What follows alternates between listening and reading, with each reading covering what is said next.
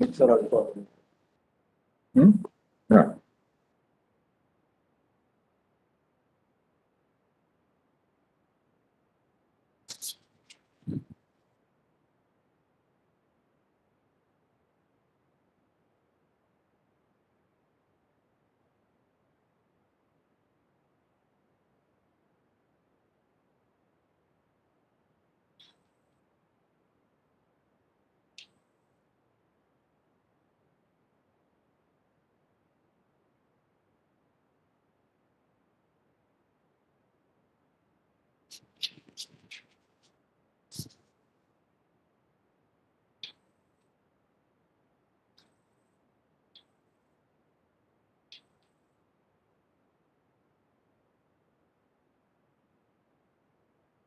Good afternoon from Indian Institute of Technology, that is IIT Bombay.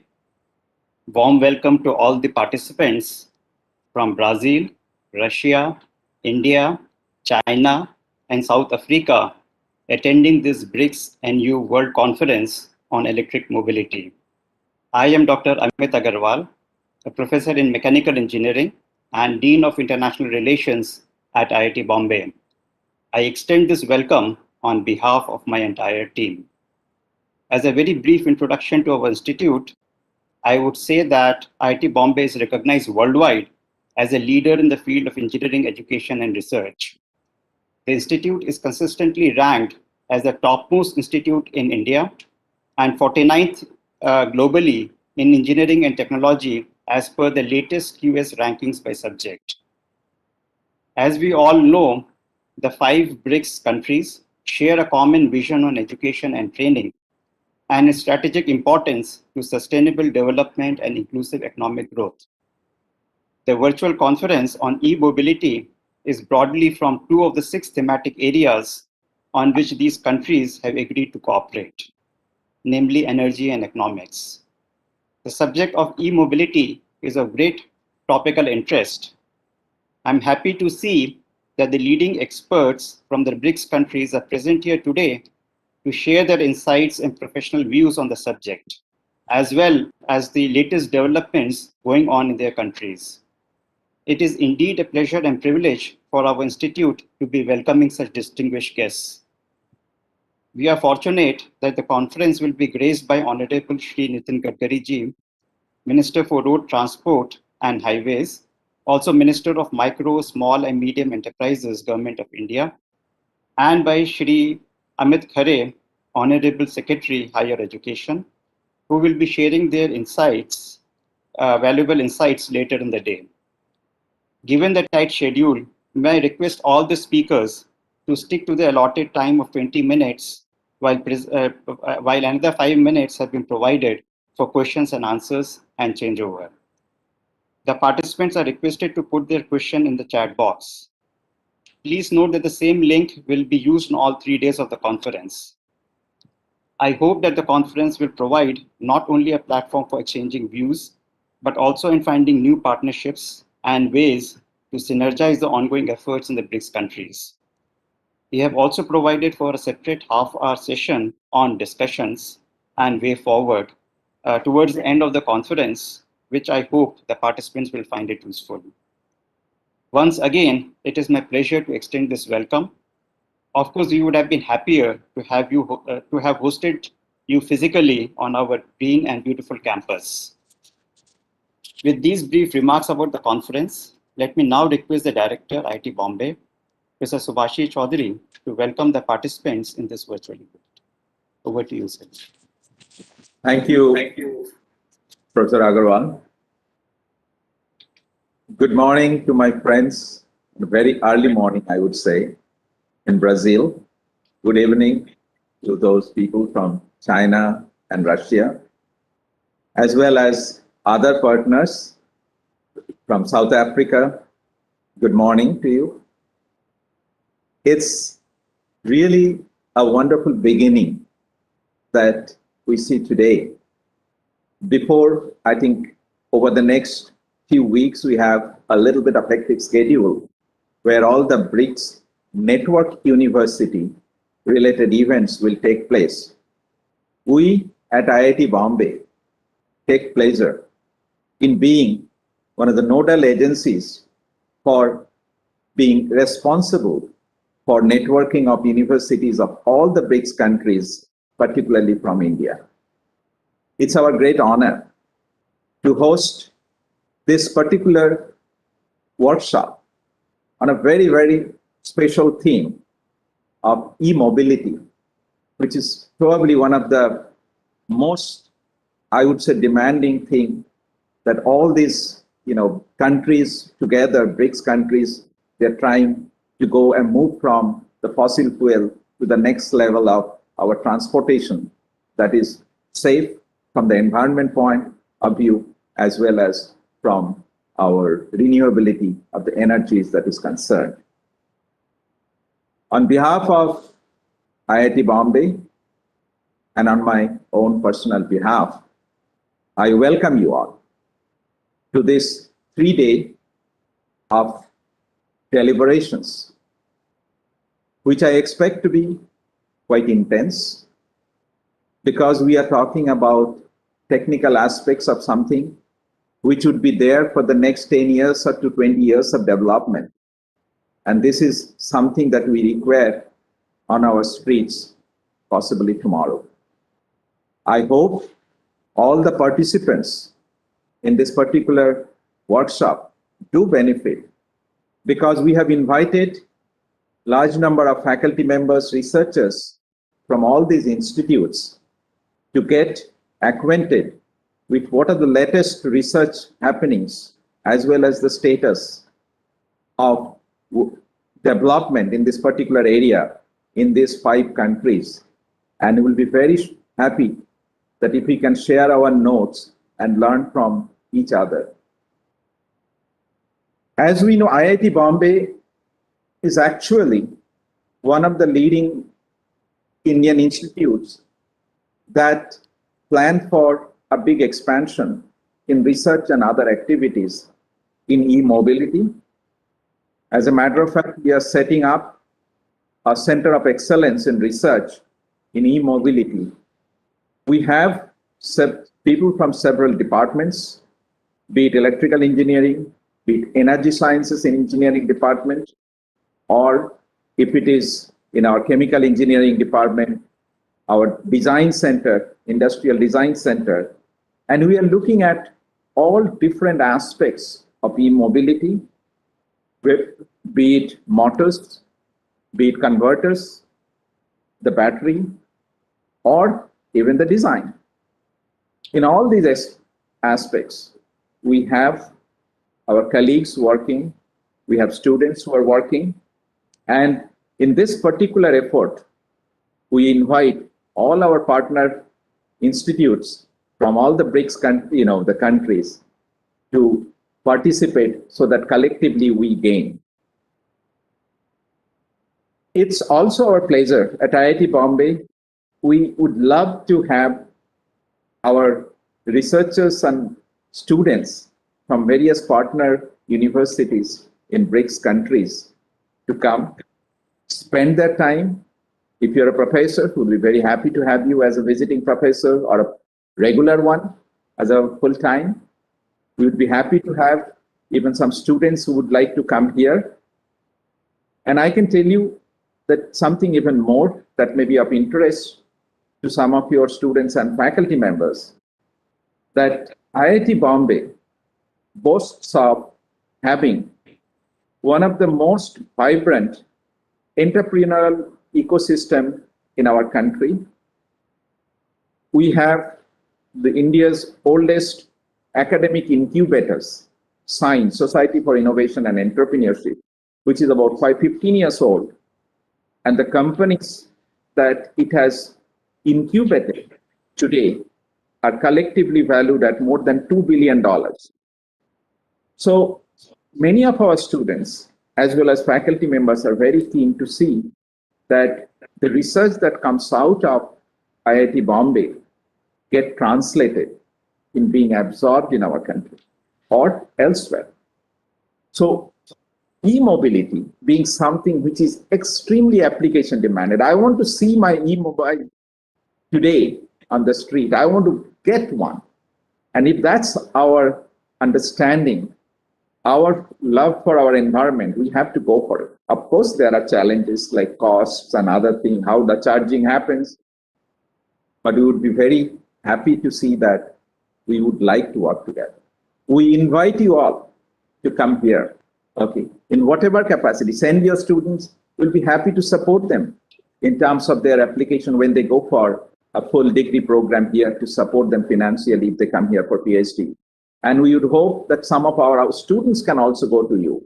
And then collectively, we build a strong relationship of partnership.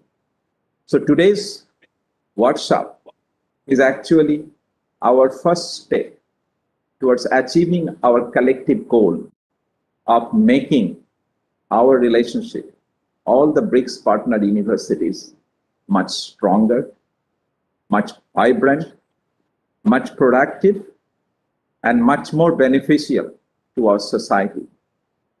The social good that it can bring to all our 5 countries together would be actually the testimony of the success that this Brics network universities, when this particular liaison takes proper shape, and we are constantly in touch of various types of research and development.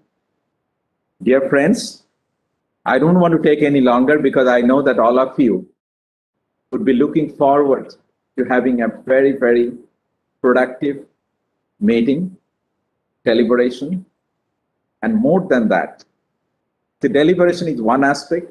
This is a way to connect, make a friend, make a collaborator at other partner universities.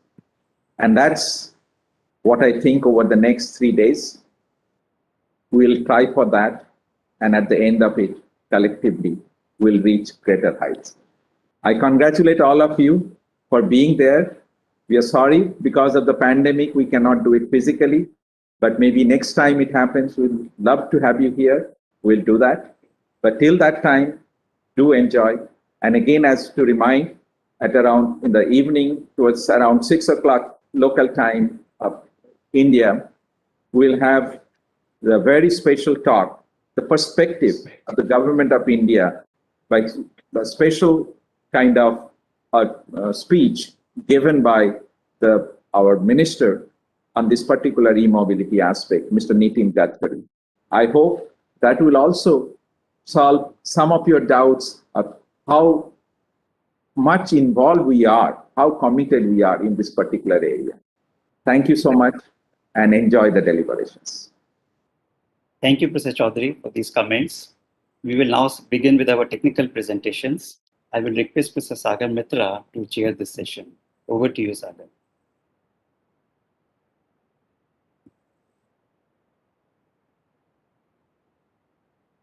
Yeah, hello. Thank you, Amit.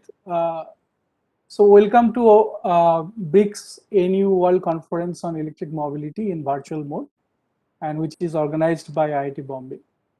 And this idea of such collaboration is built to extensive Brics network to promote electrical mobility. And we always think that the electrical mobility is a road transport, but it should include even water-based transport, air transport. Some of the talk I can see there is there's this extensive subject will be taken care. So without much delay, we can start our session. So today we have total 5 speakers from 4 different countries, so different expertise related to the theme of electrical mobility. The first speaker of the session is our own professor, Professor K.V. Krishna Rao, who is the Faculty of Department of Civil Engineering, IIT Bombay. He has a vast experience, more than 30 years of experience of road transport research, and having a lot of research papers, and he's a well consultant for these several ministries. And he's also in administration, so he served as an associate dean of infrastructure, also dean infrastructure, dean of infrastructure of IIT Bombay. So I think I'll not waste much time. I'll welcome Professor K.V. Rao to start his talk. Stage is yours, Professor.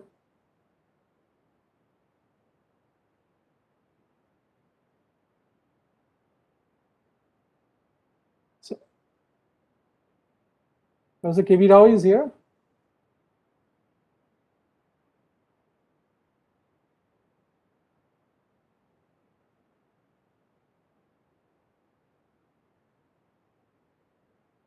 Yeah. Thank you. The stage is yours, sir. Please unmute.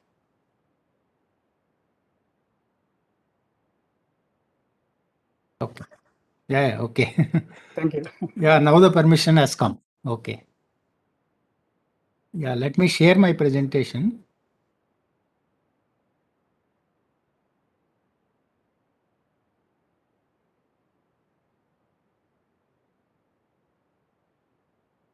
So can you see my presentation?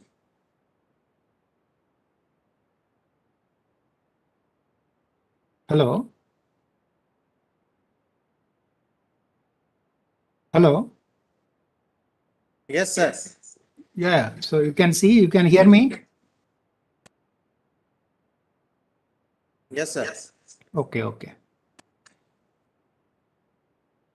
Okay, so thank you, Professor Sagar Mitra, for that introduction. And also at the outset, let me thank Professor Amit Agarwal, our Dean of International Relations, as well as his complete office team, who have worked, I think, tirelessly to put this together within a very short time. So thank you for having me here. So first, let me clarify that about my own background. I am Professor K.V. Krishna Rao, Professor in Civil Engineering Department. My specialization is transportation planning. So that way, I am not actually deeply connected to this particular subject of electric mobility, but we would be looking in a broader sense in order to bring in sustainability in our urban transportation. So this talk is mainly focused on urban transportation. And towards the end only, I will be connecting to this electric mobility, how it is going to help us in furthering the sustainability aspect in transportation, especially urban transportation. So we are all are aware that in order to make the transportation, especially urban transportation, sustainable, we need to achieve the environmental responsibility, economic viability, as well as social acceptance. If you achieve all these three, then we actually have achieved the sustainable transportation system. Yeah. So we all know that whenever we introduce any transportation system, for that matter, today, whatever systems that we are actually having in order to achieve the purpose of accessibility, providing access to people, services, and goods, we have a lot of externalities. So we are aware of all these externalities. So starting with, sorry, let me put this in slideshow mode. Yeah, so the externalities of this transportation, once you build the transportation infrastructure, and the vehicles fly on them, the vehicles have the propulsion systems, and all these consume large amount of resources. And the result is, the first aspect is, of course, congestion, because you have provided the facility, it is attractive, people started using it more than maybe what you wanted. So in view of that, they are spending too much time traveling. A lot of productive time is wasted because of traffic congestion. And of course, all the greenhouse gases, the noise, vibration, and of course, the accidents. And the result is the effect on the climate and global warming. Now, I would also like to tell you about what exactly is happening, especially in our country, India, in terms of urbanization. So two things are simultaneously happening. So one thing is, of course, the people's economy is improving, the incomes are improving, there is economic growth. And because of that, they are able to afford to own a car. And on the other hand, because of the improper urbanization, there is a lot of sprawl that is happening. So because of the cities growing at their peripherals, and it is very difficult to provide the infrastructure up to the periphery into the faraway suburbs, and people again move towards car, and that way also the car usage is increasing. When I say car, I also mean motorized two-wheeler as far as our Indian context is concerned. And that results in again congestion, then increase in greenhouse gases, all that. Of course, as far as these electric vehicles are concerned, and we all believe that they are going to actually contribute towards reducing these greenhouse gases. But I'm also towards the end going to show some literature where even that unless we actually take care of the electric generation by clean sources, you may not get a great advantage of using these electric vehicles. Now, I'll also would like to throw some light on where we stand in terms of vehicle ownership as far as most of our Indian cities are concerned. So all of us know, of course, the maximum car ownership is there in North America, Europe, all the developed countries. Whereas developing Asian economies fall here within 10,000 US dollar per annum of per capita income, between 5,000 to 10,000. And then you can see the example of Delhi having around 10,000 of per capita income is having around 120 cars per 1,000 people. 120 cars per 1,000 people. But of course, we need to also consider the motorized two-wheelers. Motorized two-wheelers generally they are twice the car ownership. So that way it would be 360 total motorized personal vehicles. And whereas Mumbai, because of its habit of from the beginning, because of the nature of the city, linear and public transport oriented, so though its per capita income is high, but its car ownership is around 90 cars per 1,000 people. And of course, whereas the two-wheelers are around 180 two-wheelers per 1,000 people. But you may be wondering, though the Singapore and Hong Kong are highly developed, but their car ownership is low because they are implementing a lot of restrictive policies. And another issue that we always look at as transport planners is, of course, our national government now has smart cities project. And through smart cities project, one of the things that are actually promoting is a compact city and also the integrated townships, mixed land use. Now, we all know, based on this particular diagram, I have taken this from Wikipedia. This shows the gasoline consumption per person in terms of gigajoules, and it is related to the built-up area per person. So the built-up area per person, suppose if I take Mumbai, it will come around 45 square meters per person. You can see that European cities are little dense and they have good public transportation, and thereby the energy consumption is much lower from transport sector. But whereas the cities where the densities are very low, you can just look at Houston, which has almost 1,100 square meters per person of built-up area. And it's you can see the resulting the gasoline energy consumption. So we are propagating this dense developments, compact cities, and mixed land use. So in fact, one of my students actually examined what exactly is happening if we promote integrated township or a mixed land use, a township like IIT Bombay, where we work and where we live here. There is no need to travel for work outside. And also all the other facilities are provided in this particular township.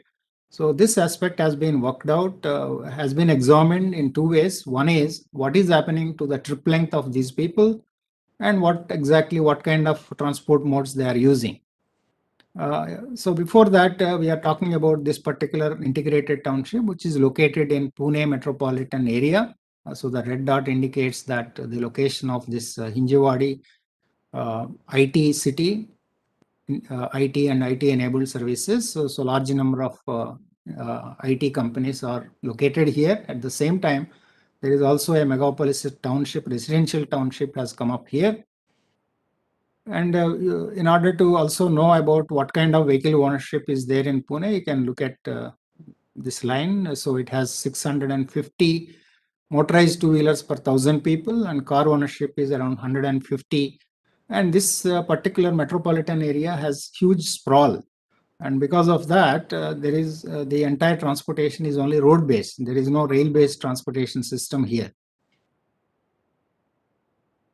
So this student has examined Mr. Chetan, who is just going to submit his pre-synopsis, his report. So examined, is there any relation with the trip length once we increase the mix of land uses, and also what kind of mode choice they are going to adopt if there is a mixed land use. So he has found out that higher the land use mix at the trip origin, lesser is the trip length. Because many of them may live there and work there, and also for various other purposes, all the activity centers are available there itself because of the mixed land use, residential, commercial, recreational, and so on. And similarly, higher the land use mix at the trip origin, higher is the probability of choosing non-motorized transport. Okay, so that's what I wanted to highlight. So coming to the actual policy that even our government is implementing, if you look at our national transport policy, it is actually drawn based on this avoid, shift, improve approach. So the first one I have already talked about. The first one is actually to avoid the need for travel.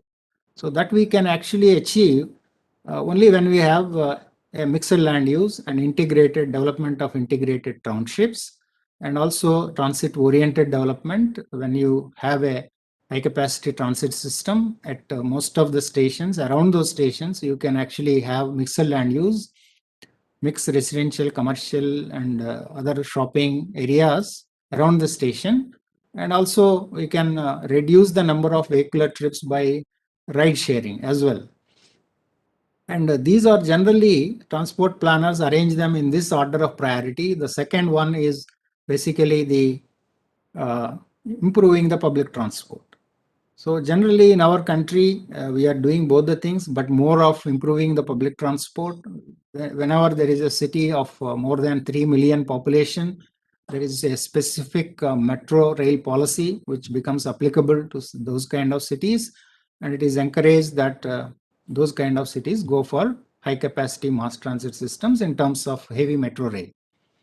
And the third one is, of course, what we are talking about, today's subject, that is improving the efficiency of transport modes through alternative fuels. So the one that we are talking about is, of course, the electric vehicles. But as I told you, so you may be surprised, that is actually towards the end. The transport planners, if they want to achieve sustainable transportation, they move towards these steps. First is, of course, the land use. The second is improving the public transportation. The third one is improving the vehicle technology.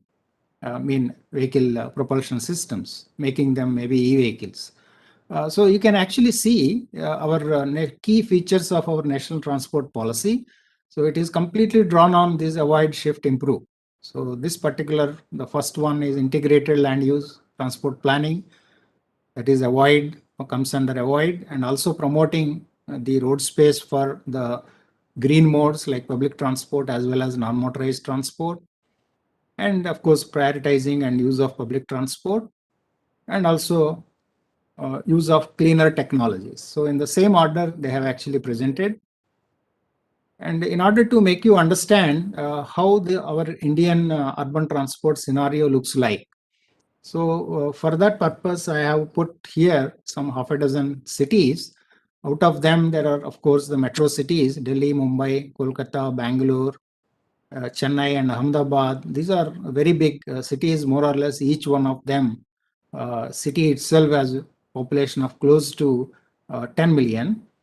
And whereas Pune, Surat, and this Vijayawada is close to 1 million, whereas Pune and Surat is close to more than 3 million population. So if you look at these big metro cities, you will be noticing that the green bars are very significant. Whether you take Delhi, Mumbai, Kolkata, Bangalore, so the green bars are very significant. The green is about the walking, bicycling, public transport. So there is significant public transport share in these cities.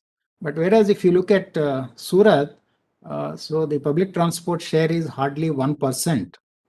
Of course, there are significant trips made on foot and as well as bicycle. But there is significant private vehicle transport. So the private vehicle includes car as well as two-wheeler. So out of this 49 or 47%, 35% of the trips are made by motorized two-wheeler. So that is another point that we need to look at. So when there is so much share of trips made by two-wheeler, we are still not thinking of providing any exclusive road space for two-wheeler. So I am yet to see any city in India having an exclusive dedicated lane for two-wheeler. And later in the presentation, I would also be showing the safety aspects related to two-wheeler. And coming to our public transport, over the years, what has happened was we were using public transport.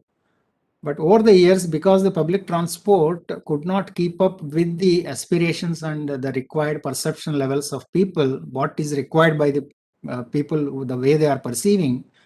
So because of that, the public transport share has actually dropped. So this is one particular example, Vadodara in Gujarat state. So you can see in 1985, it has got a significant public transport share, but that has dwindled to almost 2% or 3% by the year 2006. And then some improvements have been brought in, and because of that, things have improved. Now, when actually a perception survey has been conducted in order to know why this has actually happened, people feel that the buses are not actually providing door-to-door service. There is no last mile connectivity. So there is also no information on bus schedules, and they are infrequent. There is a lot of discomfort inside the buses. Though the buses are anyway rare, but there is a lot of crowding inside the buses. And also, the people perceive the cost of travel by buses is actually more than their two-wheeler, because two-wheeler takes them from their bedroom to their working table. And also, they always see the perceived cost is only nothing but the fuel that they burn. So when they compare that, they are finding it maybe when they compare from the origin to destination, the cost is more.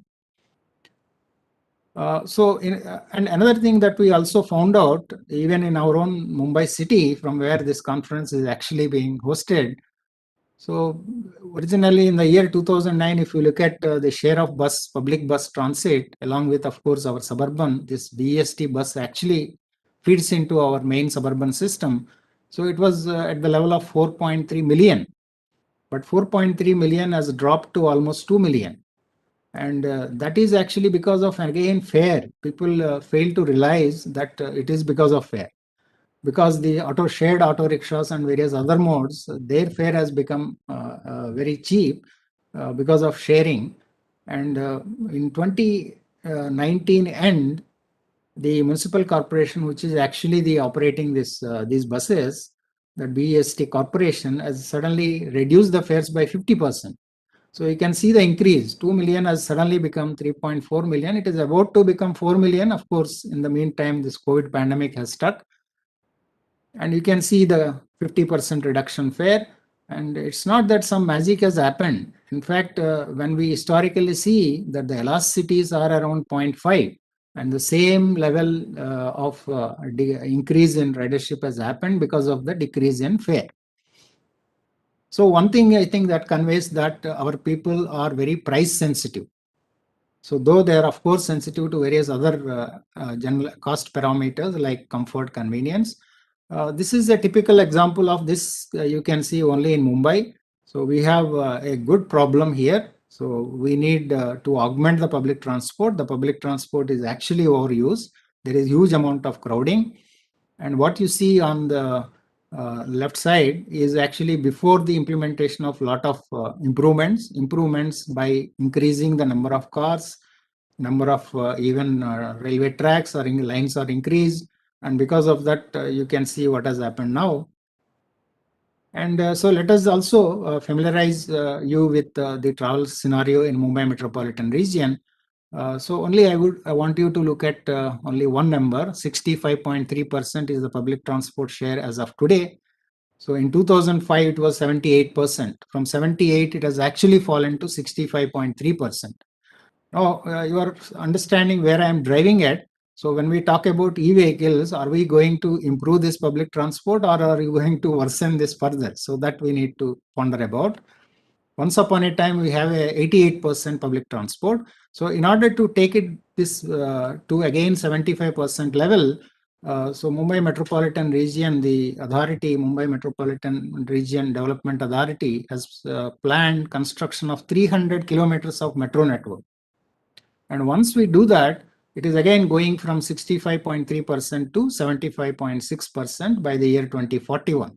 So we are going to complete this in another 10 years. As of now, 2 lines are actually going to be inaugurated. Now, towards the end of my presentation, I am now connecting to e-vehicles. I am bringing very, very important issue right now in India.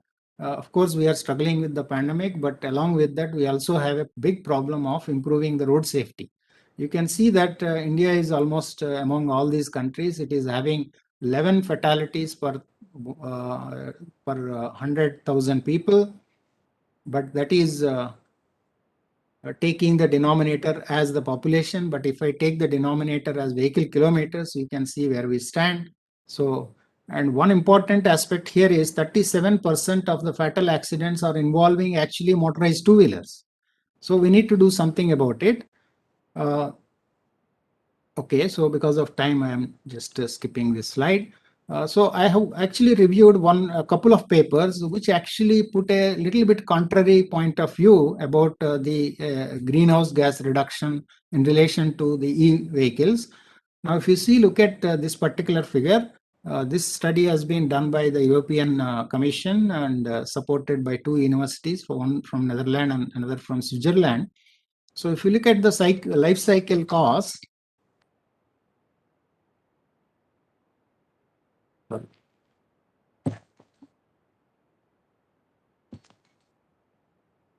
yeah, if you look at the life cycle costs, this one is, of course, the electric two-wheeler mid-size e-bike, the second one bar here.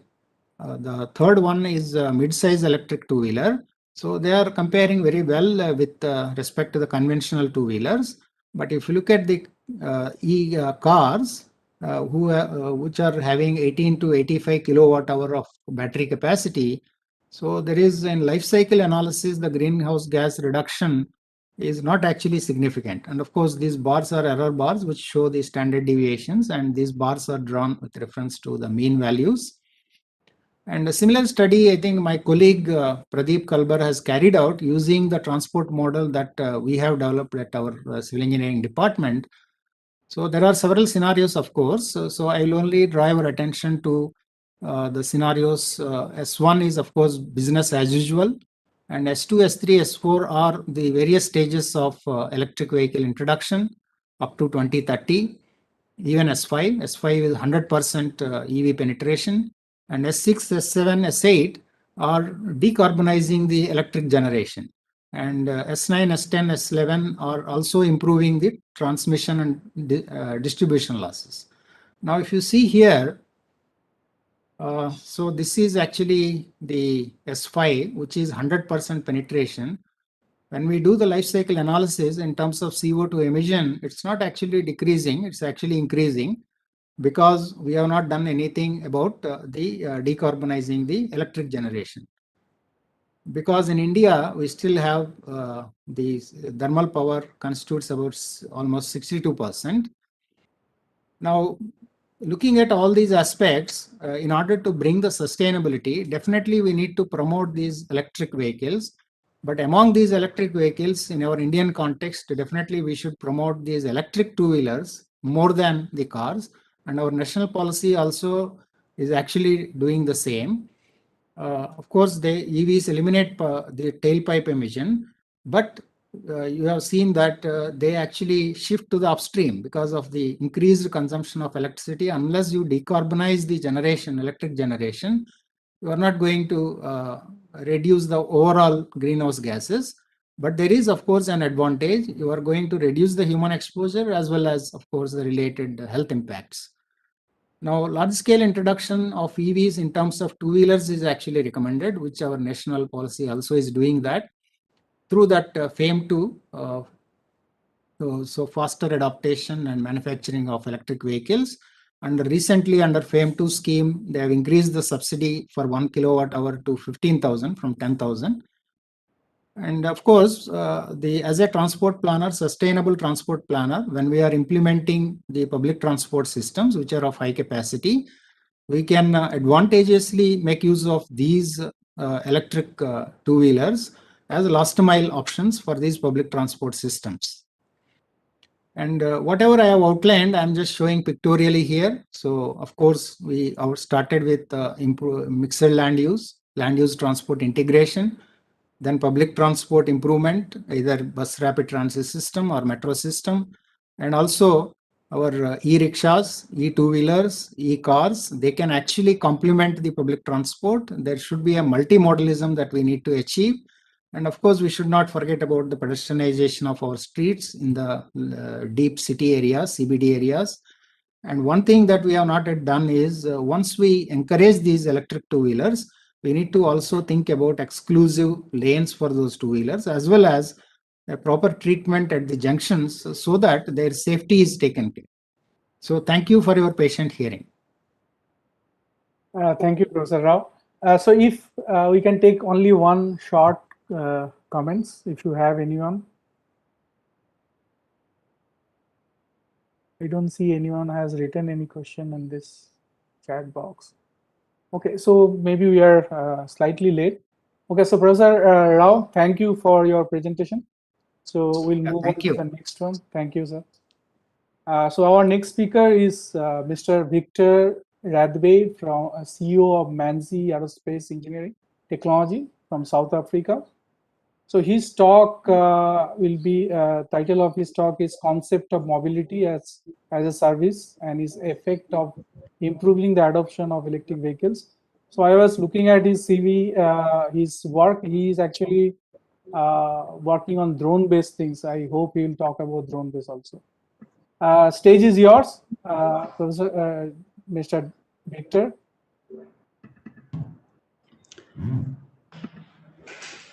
Good afternoon. Are you able to see my screen? Not yet, sir. Okay, let me.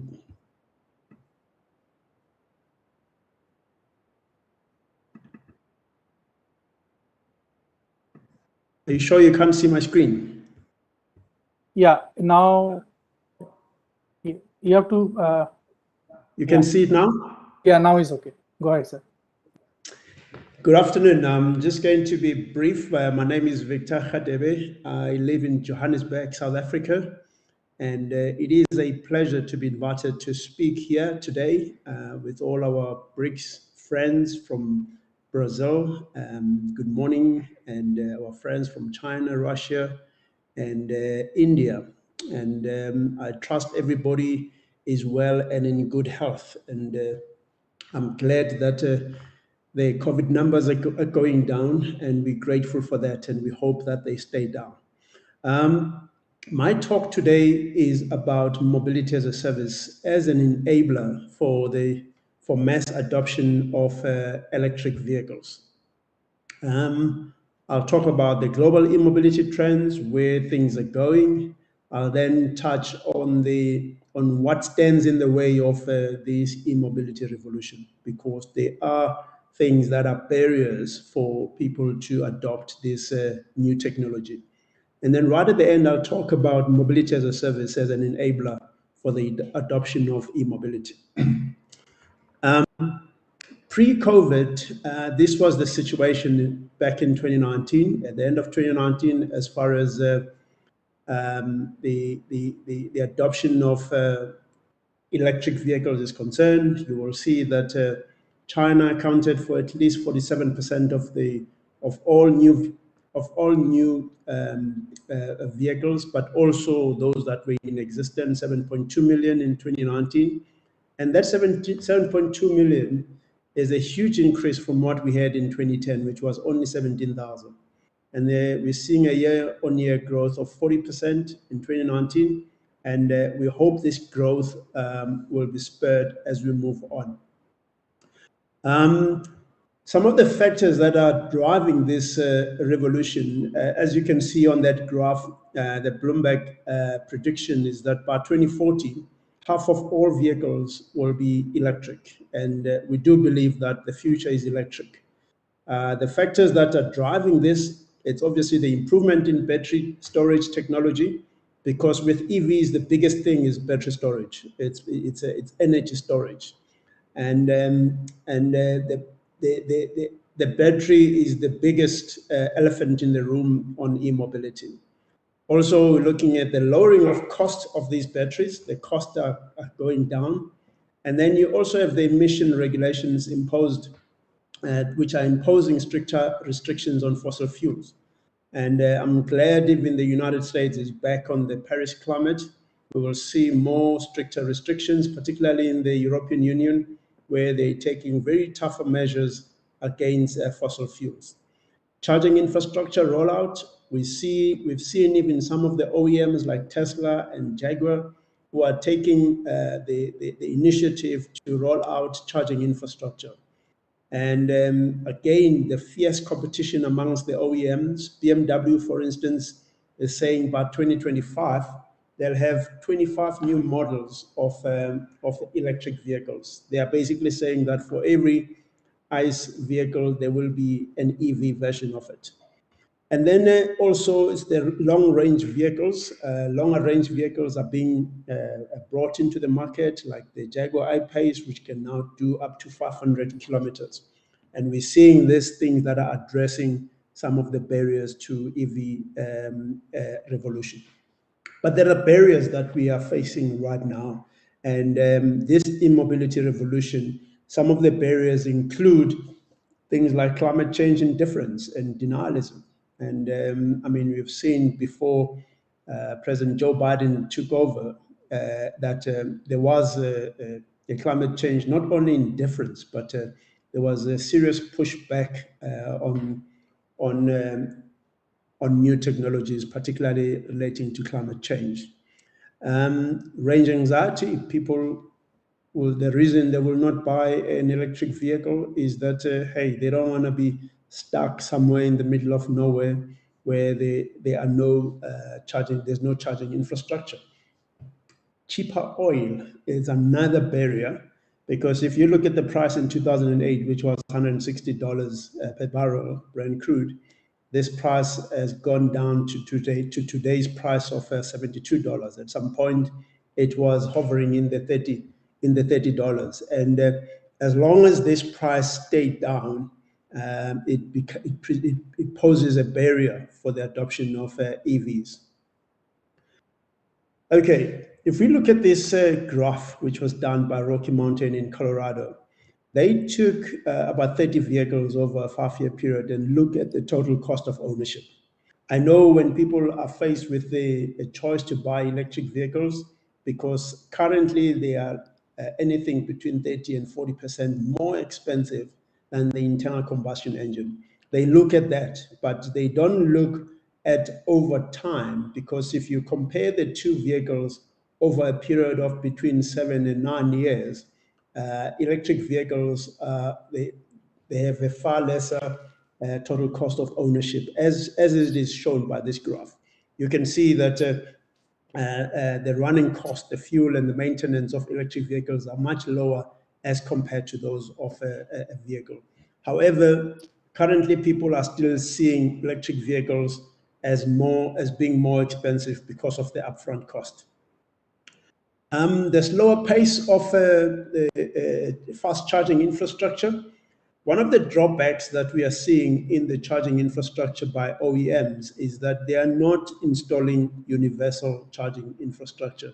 They're installing infrastructure that can only charge their cars, which is unfortunate, because you would want to have a universal infrastructure that can charge any car. Just like when you go to a fuel station, you can fill up just about any car. That is what we need. But at this point in time, this is the big barrier that is a problem for particularly range anxiety. Now let's look at mobility as a service. We say this as an imperative for mass adoption of e-mobility. If you look at where we are currently, how we are using vehicles, you will realize that at the current business models of private vehicle ownership, EVs may not be a viable option. But if we look at the future of mobility, mobility as a service in particular, the story changes. I always make this joke and say, look, I mean, if you need milk, why would you settle for a whole cow? This is what we are doing, in fact. We want milk, which is mobility, But what we do, we buy the whole car. And look at the statistics as far as car. For most households, it's probably the second biggest decision that they make of buying a car after a house. Yet, this asset lies idle 95% of the time. I mean, if you are in business and you've got an asset that has got a 95% idle time, I mean, you would be out of business, okay? But look at this one as well. When these cars move, they move on average, particularly the private cars, they move on average with 1.2 occupants in them. I mean, this is this situation does not make sense. It wouldn't make sense for a business. It does not make sense for individuals, because these cars, by the way, if you buy a house, most houses where I live, they've got double garages. I mean, that double garage, it could be used as a home office or something else. But no, people have to provide for this car. A car in cities is probably got about 8 parking bays. You go to your work, the car has got a parking bay. You go to a shopping mall, the car has got a parking bay. So there's probably about 8 parking bays for each and every car. And that is a whole wasted space. I mean, about 30% of cities have to provide for vehicles, whether it's road, but mainly for parking cars.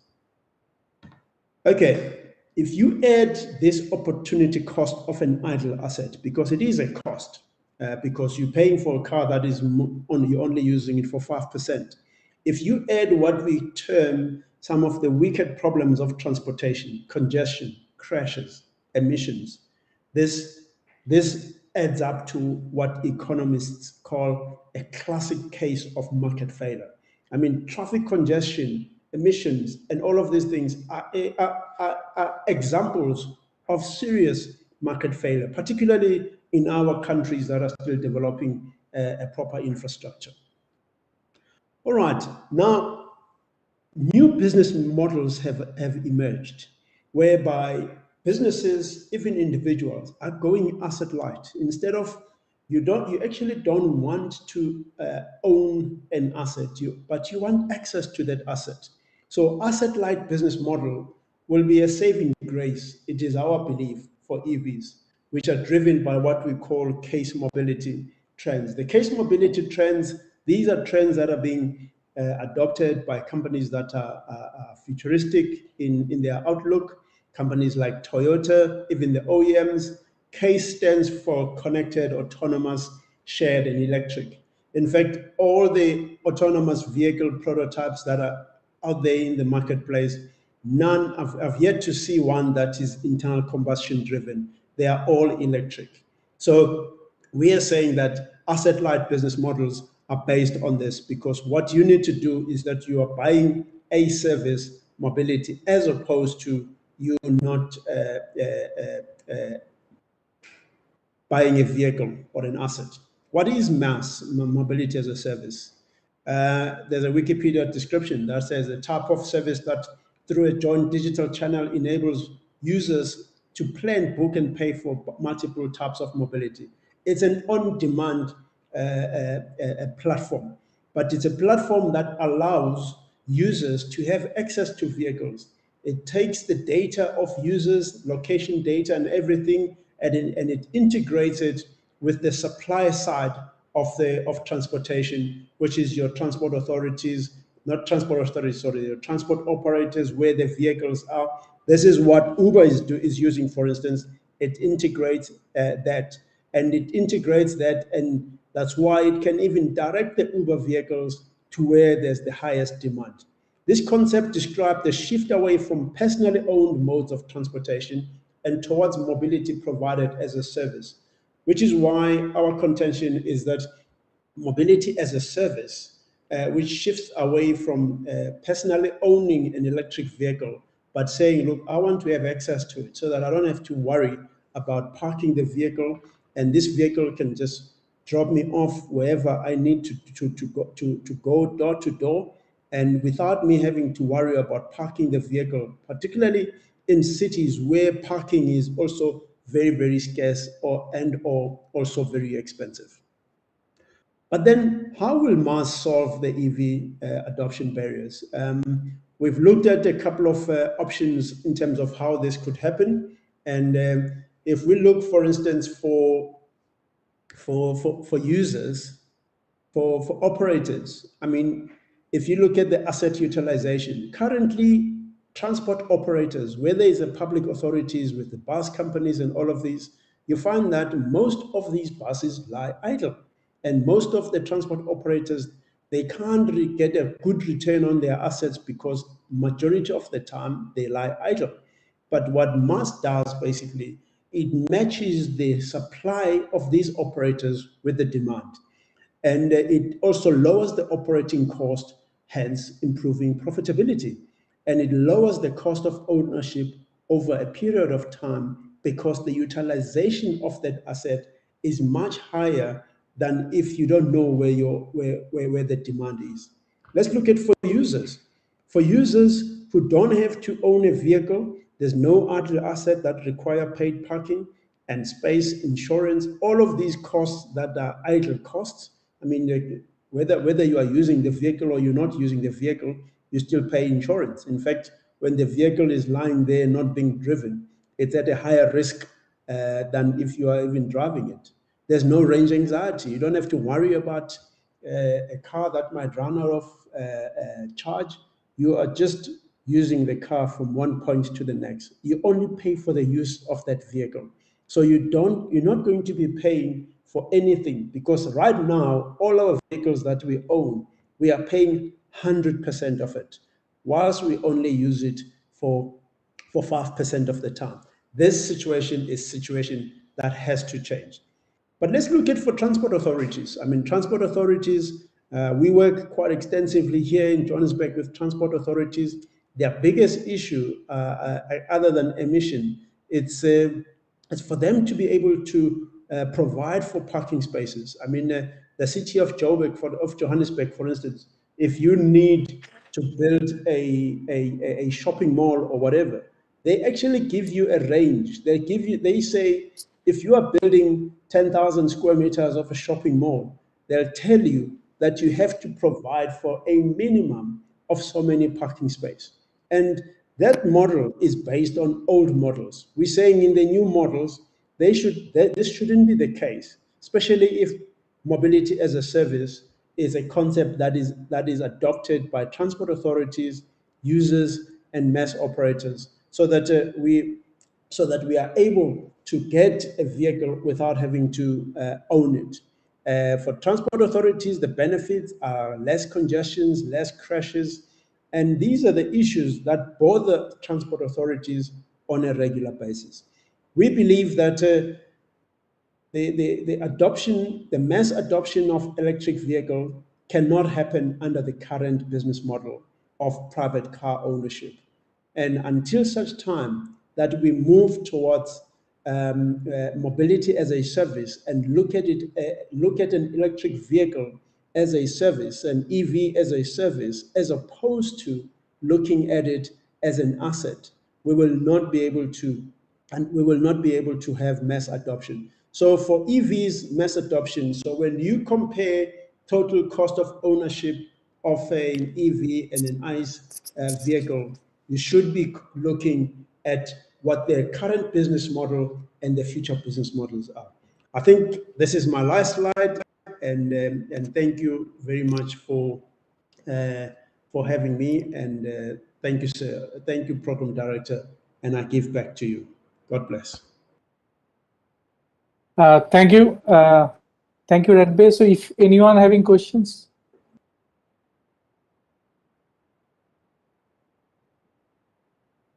KVK Rao sir has asked the question. Okay, so can you unmute him so you can directly ask? Or I can read? No, he was answering the questions.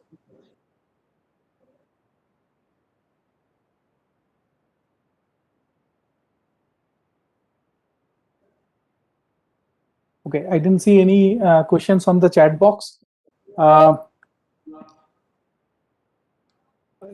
So Victor, so did you see any difference between your country and our country, or similarities in electric transport? Actually, there's quite a lot of similarities between our countries and yours. And the only difference is that you guys have got scale, and you stand to benefit far more than we have here. I mean, the congestions that you guys have, we've seen it in your trains, we've seen it everywhere else. The benefits for the country of India will be far more than any other of the BRICS nation. Even China. China is probably have moved to have a better infrastructure, but I still believe India is there's huge opportunity for it to implement mobility as a service, particularly in the public transportation. If you start there on the public transportation and then you move on to privately owned vehicles, whether it's two-wheelers or four-wheelers, but being asset light is the future. Okay, I can see one question came from Professor Rao. He's asking, what about equity in mass concept? Sorry, what's the question? What about equity in mass concept? Security. Actually, if you can hear me, Yeah, you can. yeah, Professor Victor, actually, it was a very nice presentation. This is Professor Krishna Rao here. Can you hear me? Yes, I can hear you, Prof. Yeah. So basically, you are talking about mobility as a service. So you have seen in my presentation the masses of people. Okay, so what you are actually addressing is my point is that it only addresses a mini fraction of people. So what about equity? That in transport, one of the aspects that we need to achieve is equity. So we need to satisfy the needs of all sections of people. Yes, if you understand, for instance, the history of our country and how unequal it has been over the years, which we still have, and we believe that any mobility that has to be planned, it has to be inclusive. Particularly, I believe it has to be bottom up. We've got to be able to provide for the poorest of the poor, because public authorities have an obligation on those poorest of the poor to provide the most affordable transportation issue. In our organization, which is Mobility Center for Africa, one of the things that one of the problems that we've identified is affordability. And we're saying the people who can't afford a car, unfortunately, they are faced with poor public transportation. And we are saying that picture, it has to change. And we believe that a concept like mobility as a service, particularly if they can be implemented first by the public authorities, they will have far more bigger benefits to equalize, to provide equity, equitable access to public transportation. Yeah, thank you. Just my point is that our cities are so huge. So it's all, of course, this your concept of mass will work, but it is actually an add-on kind of thing. It cannot, unless we actually have a backbone mass public transportation. So I think, yeah, so that's what as sustainable transport planners we concentrate on. So we always look at all these as. Yeah, Prof, I looked at your slides. One of the slides that you had was that reducing the need for travel. One of my passion these days is what I term virtual mobility, which is instead of going to things coming to you. If there are people who live in poorer countries and who are probably living far away from the cities, why should people travel to cities? Because they're causing the congestion. Why can't things come to them? We've seen with COVID, for instance, with working, remote working, and a rise also in e-commerce, that people in Johannesburg, there's less traffic now in Johannesburg than we had in 2019, which is a good thing because most people are now working from home.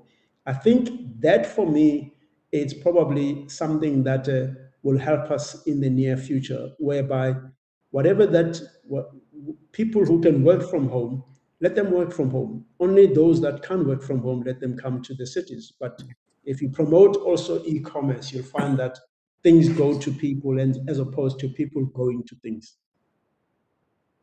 Yeah, thank you. Thank you. Okay. Thank you, Victor, for your informative and wonderful talk. So one or two questions are there in chat box. Please look at it and you can respond in chat box because we have time limit. So you have to shift to another next talk. Thank you, Victor. Thank you. Thank you very much. Bye-bye. So next speaker is Professor Richard M. Stephen. He's from National University Rio de Janeiro, Brazil. So by training, he is the electrical engineer and also MBA. And his research or field of interest is superconductivity, control of electrical devices, and power electronics. And today's title of his talk, his virtual contribution of Maglev vehicles for the mobility in smart city. So there's an interesting topic. So stage is yours, Richard. Okay, thank you very much for your introduction. I'll share my screen. I believe you are not seeing it. I do not understand why. No, I cannot see. Can you do it again? Yes, I will try it again. But it's not going.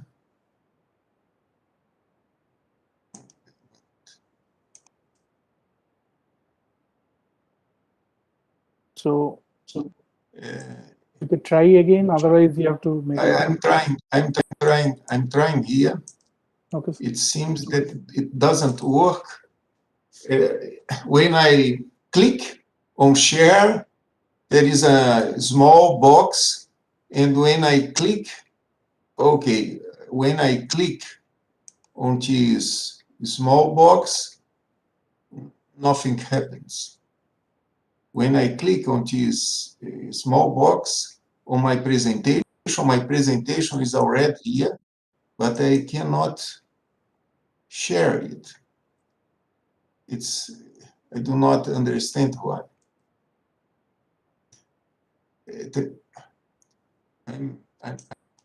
Yeah, now it's coming. Now it's coming. Now it's okay. Fine. I'm not used with the system from Cisco. This is the name. Okay, go to sorry, yeah. Now sorry, we got it. sorry for that. Sorry No, it's for okay. that. No issue. Thank you. Now it's okay. Okay, fine.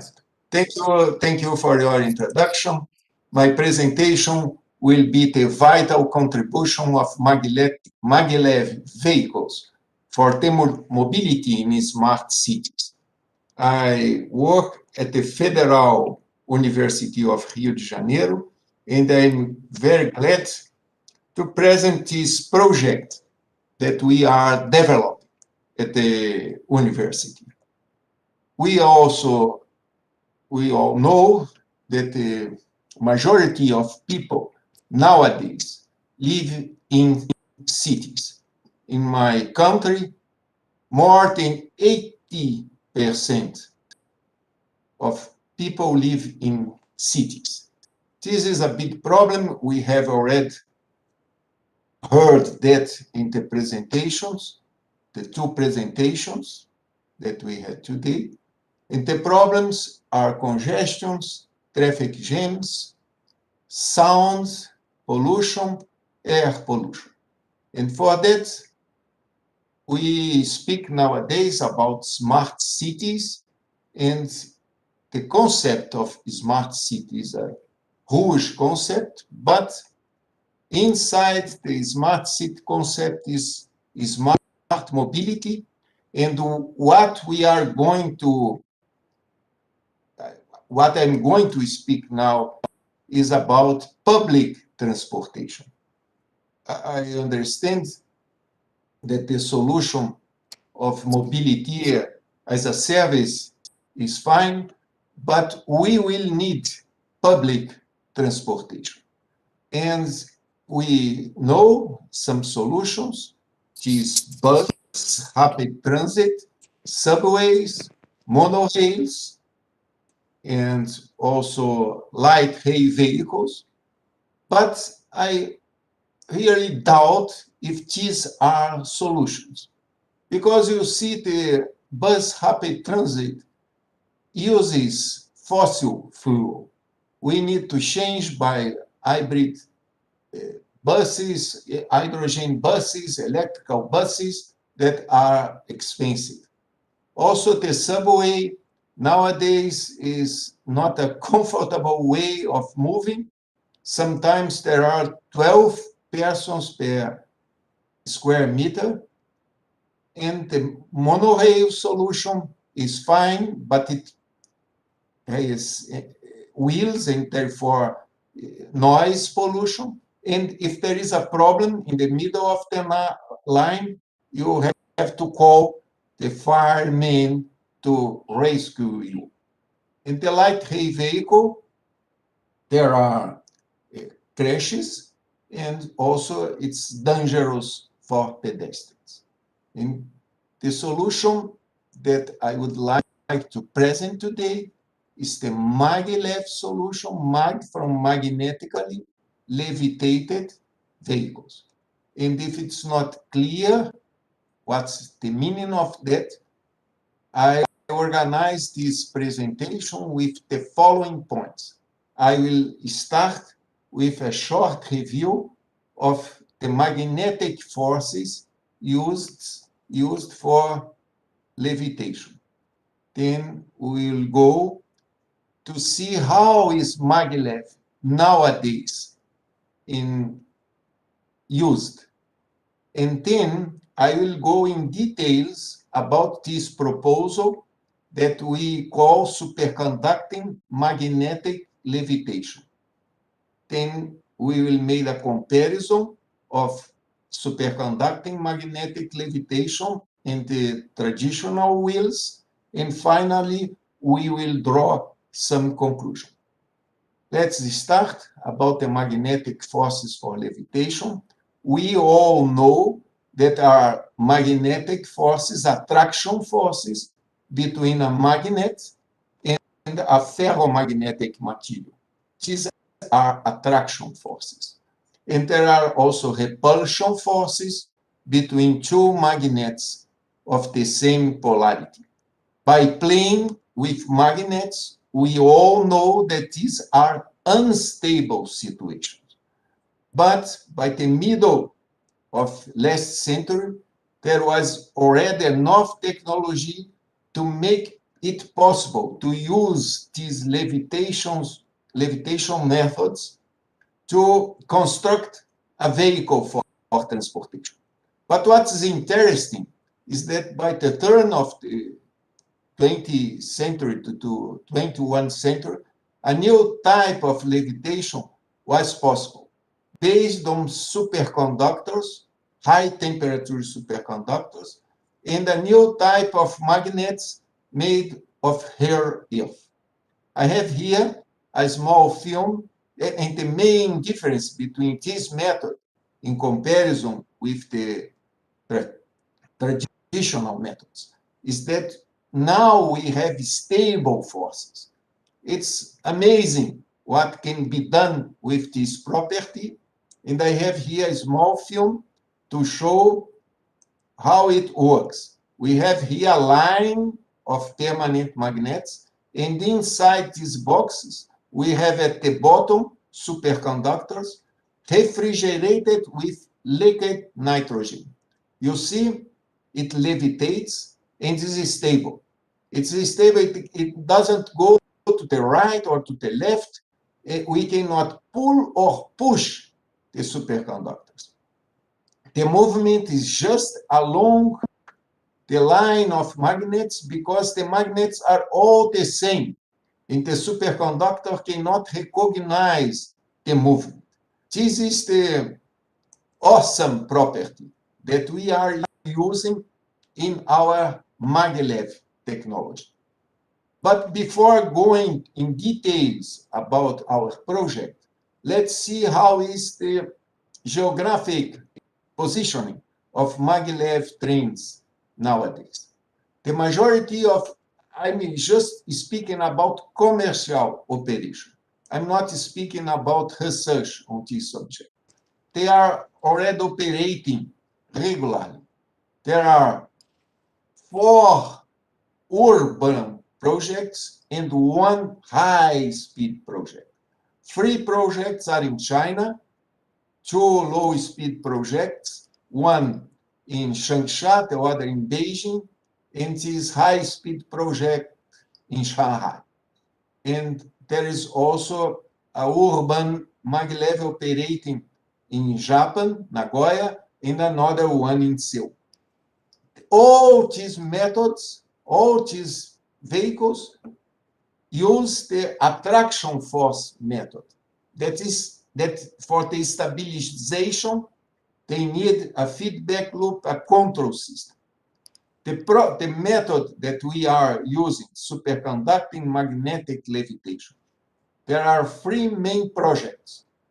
One in Chengdu, China, another one in Dresden, Germany, and our project in Brazil that is named Maglev Cobra. Cobra is a snake, and the name was given because we can make curves with short radius and go up and down easily like a snake. This is the explanation of the name. The projects, these 3 projects, I have some pictures of them.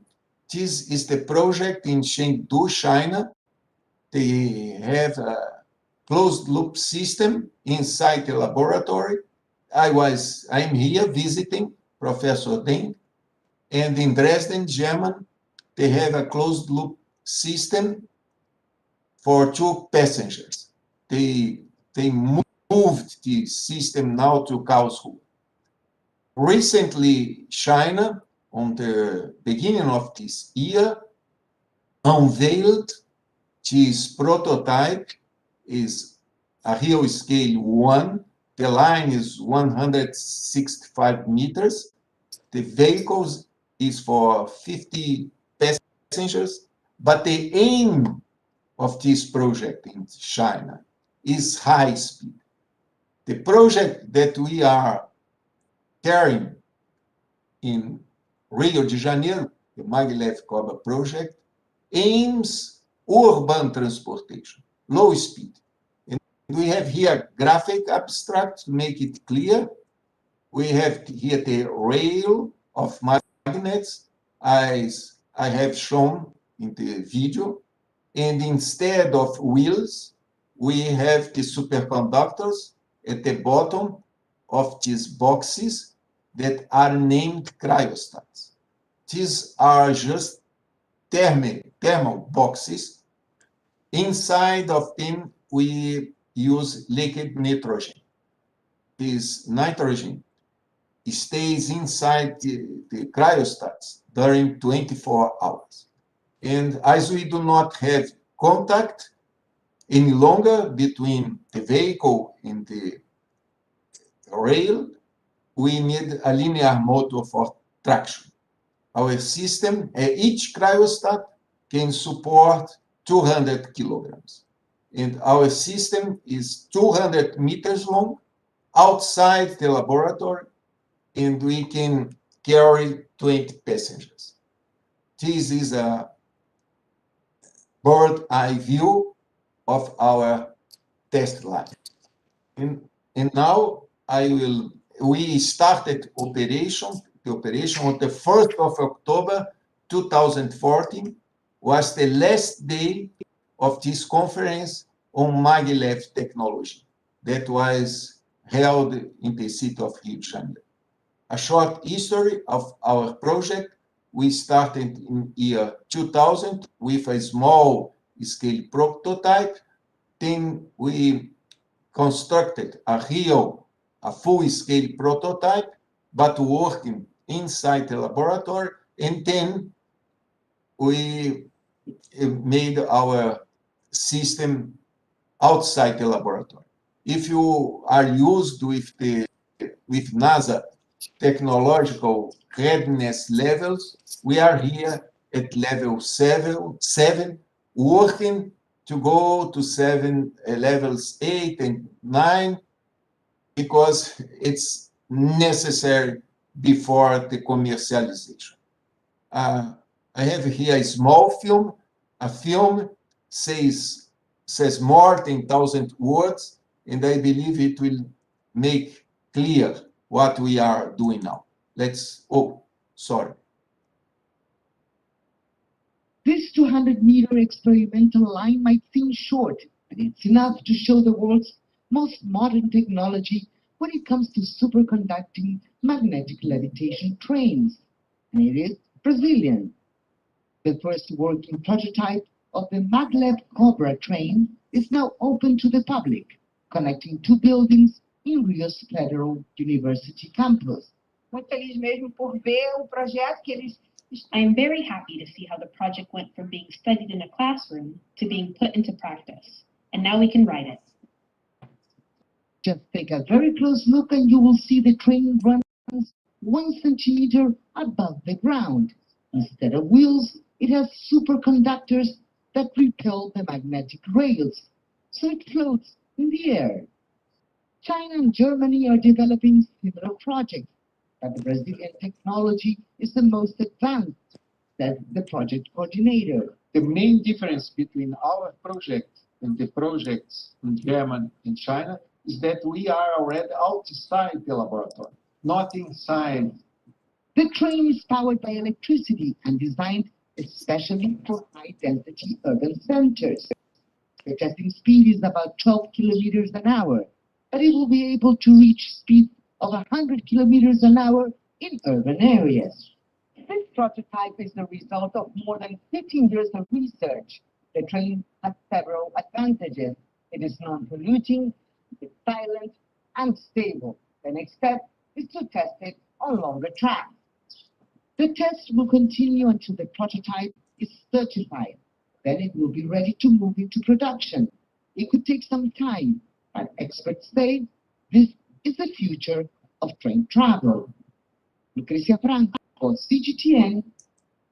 Okay, now let's make a comparison with wheels, and we will make this comparison considering construction and operating costs.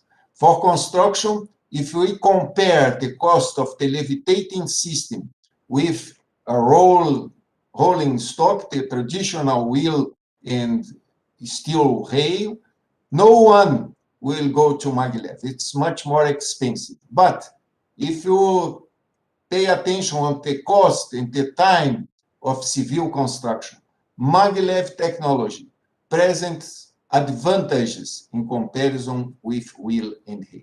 And in operating conditions, the advantages of Maglev are huge. The accelerating and braking time are lower. Therefore, we can make travels with less time.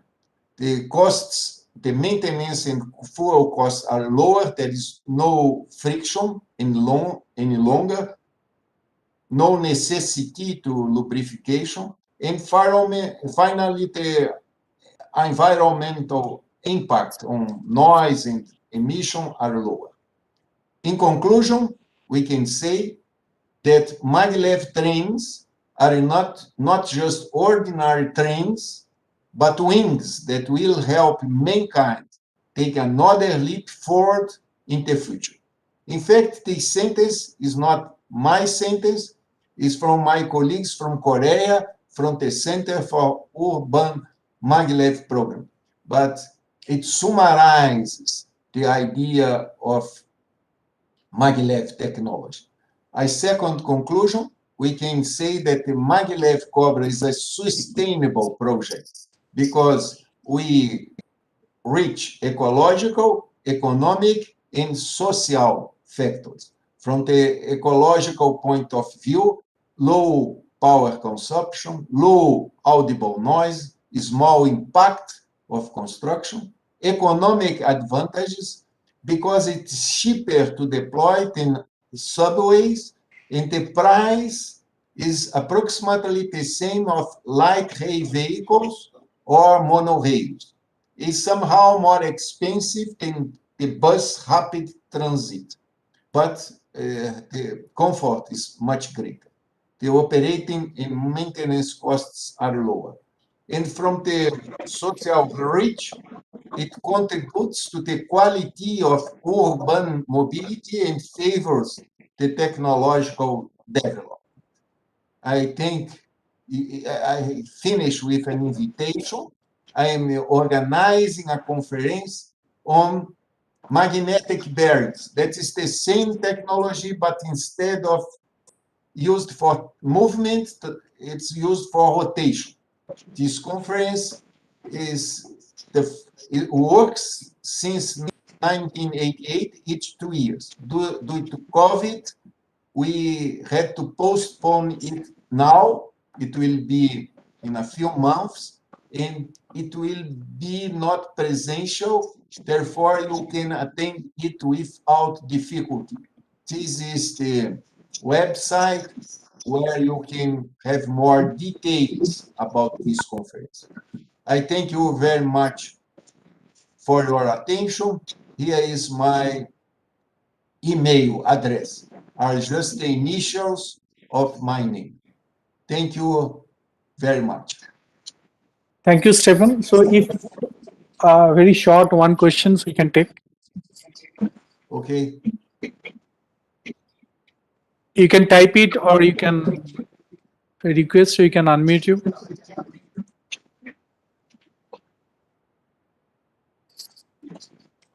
Okay, so you have something? Yeah.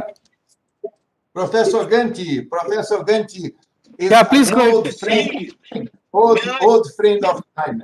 Yeah, please go ahead. Please let me see your feet. Professor Stefan. Yes, Professor. I want to see you, 40 years. Yes, I would like also to open my camera, but it's not allowed. I don't know how. Okay, let's see. Can you see me now or not? Can you see me or not? It's wonderful. Yesterday evening, yes, your message I received, and I quickly did not actually, without looking, I closed the message. I said, how can I come to Mumbai now? Then you said virtually. You know, we use this word virtually in a very literal sense. I was virtually there. This virtual is a different literal meaning than online. Anyway, it was a great pleasure. Today I spoke to the director, Professor Chowdhury, well, who is known to me for the last nearly 40 years. I was surprised and I was really proud. He's now the director, a great expert, a very, very renowned man in computer vision. I know that. But you know, can you recognize me now? You can see me. I used to have a lot of hair and in Bochum, Germany. Now I don't have any, everything is lost. Because input is going in, something has to come out. I'm really thrilled to see, in fact, your presentation, you have been reporting to me now and then. In the last few years, you sent me a flyer about your Cobra, and this Cobra has got a great potential. Of course, my own technical comment, I am really not very competent because I have not observed the project in close quarters, but on general impression, I feel that the preparing a track of magnets is quite a very threatening, expensive work. And what happens is in places where the weather is very, very, unkind, dust and many other, flying objects deposited on the open track may give rise to a lot of maintenance problems. These are certain things, not the material cost alone. It is to keep the magnetic surface clean and to allow for that small gap to prevail while it is in motion. I'm really very happy. I could not see you. Without seeing you, I will go very disappointed. Herr Stefan. So he has some problem. So he has some problem. I'm trying. Please try. So this is the thing, and I am very sorry. I'm trying. Professor Kanti, I'm trying. I'm trying to solve this problem with the video, but I do not know what can I do. I'm trying to improve it. I'm trying to improve it. I have also in this, I have a new computer, but the systems are all new. Perhaps no.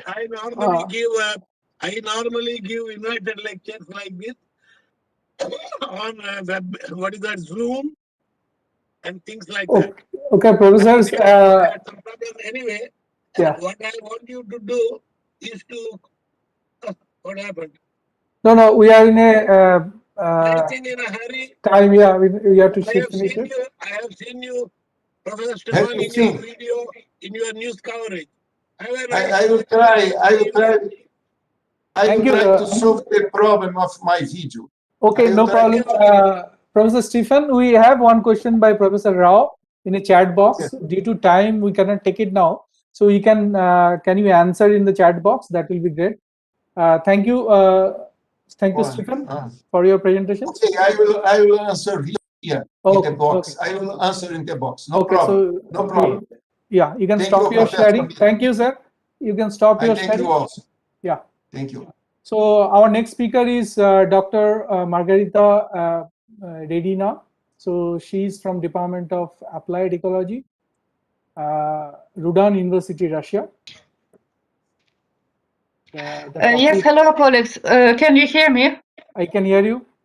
Can you yes, fine. Perfect. Okay. Dear colleagues, it's my pleasure to participate in this conference. Let me share the screen and let me present my material. This is a small report about our future project. How do we plan this project? Project on traffic flow management. And to organize this traffic flow management, we try to create some models based on geochemical estimations and optimization models. So can you see the presentation now? Yeah, I can see. Please go ahead. Fine, perfect. So that's me, Margarita Redina, and here are my co-authors. So first of all, we speak today about the electric mobility, and it's possible to say that for Russia in general and for Moscow in particular, this is not a new topic. And currently in Moscow, we have a very good developed network of different electric transport. These are electrobuses, these are trams, this is metro with a great system of lines and stations, and really this network is huge. And this network develops since beginning of 20th century. So it's possible to say that now we have a big experience in these things, but Moscow is great, Moscow is growing, and it's necessary to understand the best directions of the development of our transport system. So it's possible to say that the attention to these directions is very big, and we can consider, for example, development of network of metro stations and system of metro routes. This is really a huge network. I just can make it a little bigger, this picture, and you will see how much stations do we have, how much different routes do we have. And in addition, we have now a very good period for the development of Moscow transport network. And currently we have 17 lines and over 300 stations in this network. And in addition, our government developed new roads in electric transport, rail transport. And in addition, it's necessary to note the development of private transport. And in this case, it's possible to remember electric car with charge stations and such new toys as electro scooters. This is really a big and interesting direction. Currently in Moscow, we have over 100,000 scooters, But this is really a very expensive and dangerous toy, because there are not good rules for use of these scooters, and currently we have a lot of different adverse events with these scooters, so it's necessary to think before we will make some steps for the development of this system. And talking about electric cars, currently, we do not have too big amount of these cars in Moscow. For example, we have no more than 700 of these electric cars.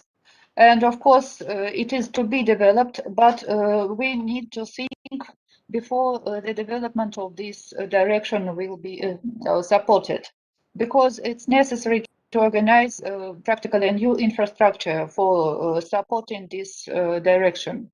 Charge stations, new technical services, and so on. So talking about our project, what is it devoted to?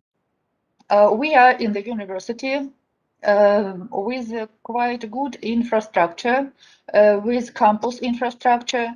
So our one of our problems is transport pressure on our territory. Currently, we are surrounded of a big number of roads. We have one quite big road, active road, with active traffic going through our territory, and our green zones are pressured by different exhaust gases, by tire abrasion products, and so on. So we try to understand what should we do, how can we protect the green territories of our campus and surrounding territories and adjacent area to support urban environmental system, urban ecosystems.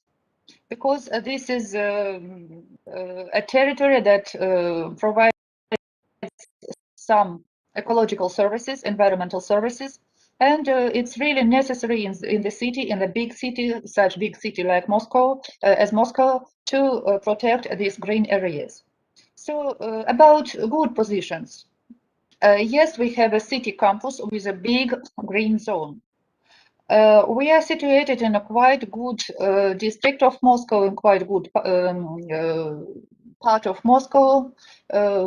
If we will estimate the general environmental state and environmental pollution, this is one of the best districts in Moscow.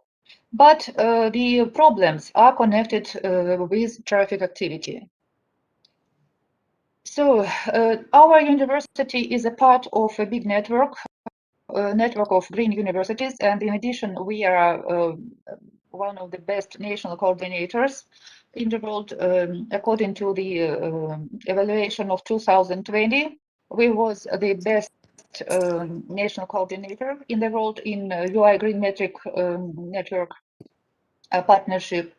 So we need to understand what can the university do for the improvement of situation.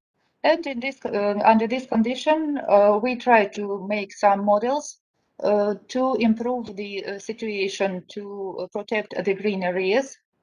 And these models are devoted to identification of critical amount of environmental loads provided by environmental pollution because of transport activity. On the picture here, you can see one of the examples of traffic problems. This is one of the best periods during the day, because the traffic situation is not so so bad. And if we will compare it with rush hours, all the streets will be red in the map. So our territory is really under the greatest pressure because of transport activity. So what do we try to do? Setting the project. First of all, we need to evaluate the current state of the situation. We need to understand the amount of cars and the scale of traffic activity. We need to develop the monitoring system, and generally these points that are blue here these are steps we have done. The development of monitoring system, yes, we work on the development of a big network of stable points of monitoring, and in addition, we try to organize some investigations on solving some private problems. If we need to measure something, we just need to go and to measure these things. But in general, currently we have more than 4,000 measurements of different positions, different properties of environmental systems, like emissions, like of concentrations of main pollutants, marker compounds, so the priority compounds to be controlled in this urban environment. And the evaluation of the transport ratio and environmental effects provided by this pollution. Yes, we organized these investigations, and today I will present you a little later the results of these investigations. What should we do in the future? It will be necessary to identify the critical values of the transport ratio, and for these purposes, we need to measure priority substances in the environment.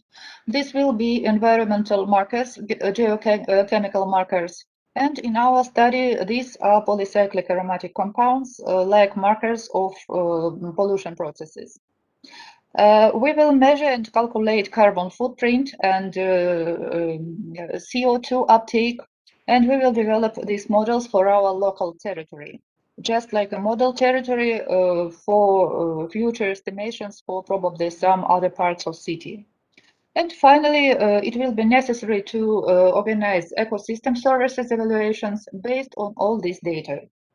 After that, we go to modeling of transport flows, including development of electric mobility.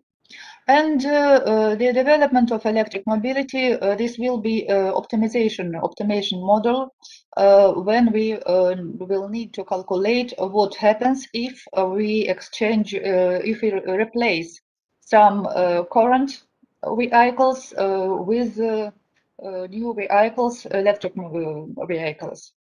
And after that, it will be necessary to select the best variants, and it will be necessary to go to the development of a management program. How should we change the situation to have the environmental impacts of traffic in acceptable values? So, going to the evaluation of transport pressure, the first things that we done, that was evaluations of emissions and models of emissions according to the state models. But it's necessary to note that the state models of pollution are oriented on critical levels, on critical conditions of the environment, and on the conditions when the distribution of pollutants will go according to the worst scenario.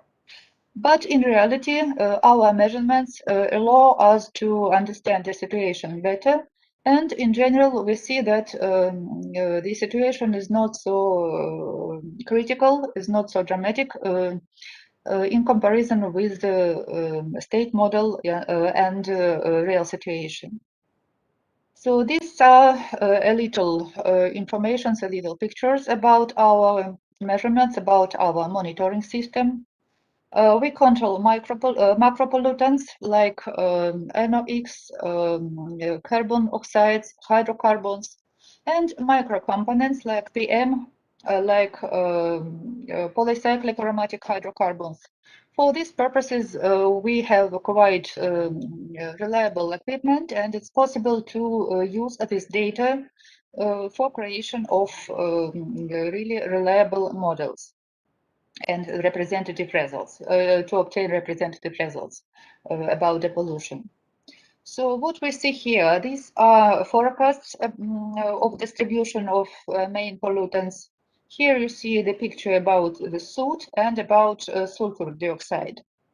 And it's possible to say that our monitoring system during last 3 years allowed to justify that we never have have such big pressure like it's presented here.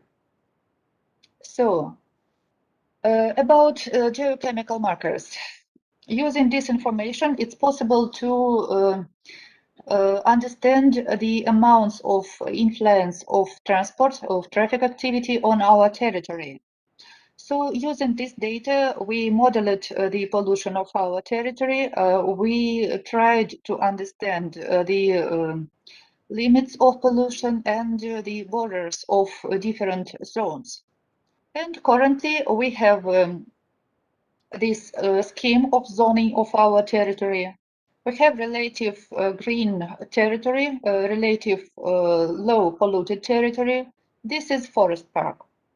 We have a territory with social and administrative activity. This is yellow here, the number 2 on the picture at the left part. And we have a zone with quite high transport pollution. According to the main wind direction, yes, we get all these pollutions from the big highway. This pollution comes to our territory, and finally we have environmental effects like degradation of soils, degradation of vegetation, and so on. And using this data, we tried to construct the schemes of distribution of these loads. And it's possible to say that such an indicator like total toxicity equivalent of pollution according to measurements of polycyclic aromatic compounds is distributed in accordance with main wind direction. So it's necessary to change the situation. It's necessary to protect our green areas and to support self-restoration of this territory. So currently, what main steps were done? First of all, our management, university management, is in contact with the city government.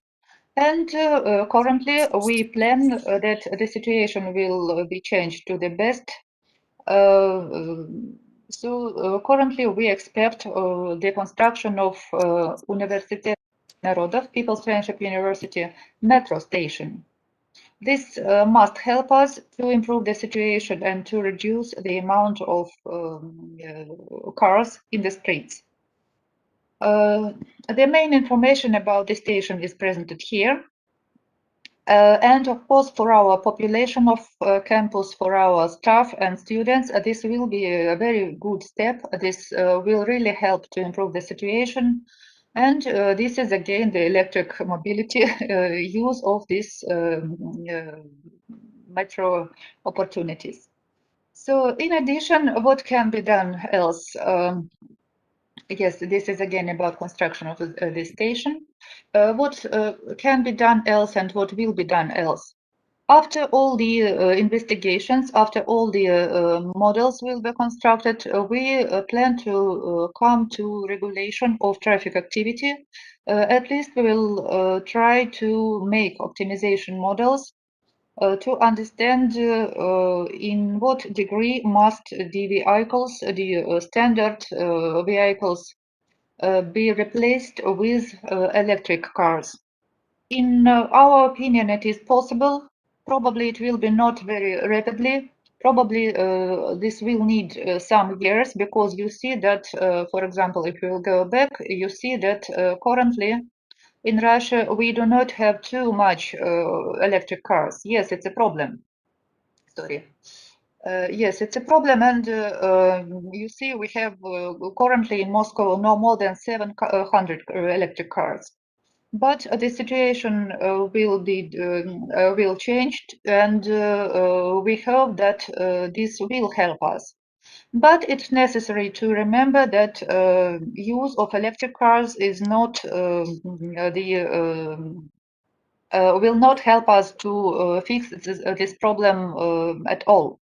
Because electric cars will produce some pollution of environment, atmospheric pollution because of tire abrasion, and probably some problems we'll have because of production of electricity. because not all the electricity in the city is green. It's possible to understand, and in such a huge city like Moscow, of course, for 12 people, we need too much charge stations. This will be really a problem, where to take so much electricity. But at least it's possible to model the situation, and at least it's possible to suggest some best decisions how to improve the situation around our territory, around our campus, like a model territory where some decisions can be suggested. So, and finally about our team, generally this is the main composition of our team. Sorry, main people in our team. That's me here. This is our initiator, the head and the soul of our program, Professor Faustov. And these are our young scientists that take part in this monitoring development, in this modeling and these calculations. And we hope that this project will be supported, because currently we applied for this support to our Ministry of Environment. We expect that this project on modeling can be supported as a first step in traffic management development. So thank you. Thank you, Margarita. It's an interesting talk. So if anyone having any questions or comments, we can unmute you.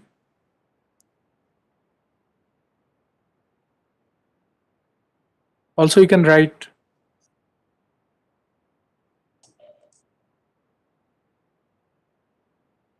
Okay, so I didn't see anything is written in the chat box yet. So my one thing is, okay, some question is there. Please unmute him.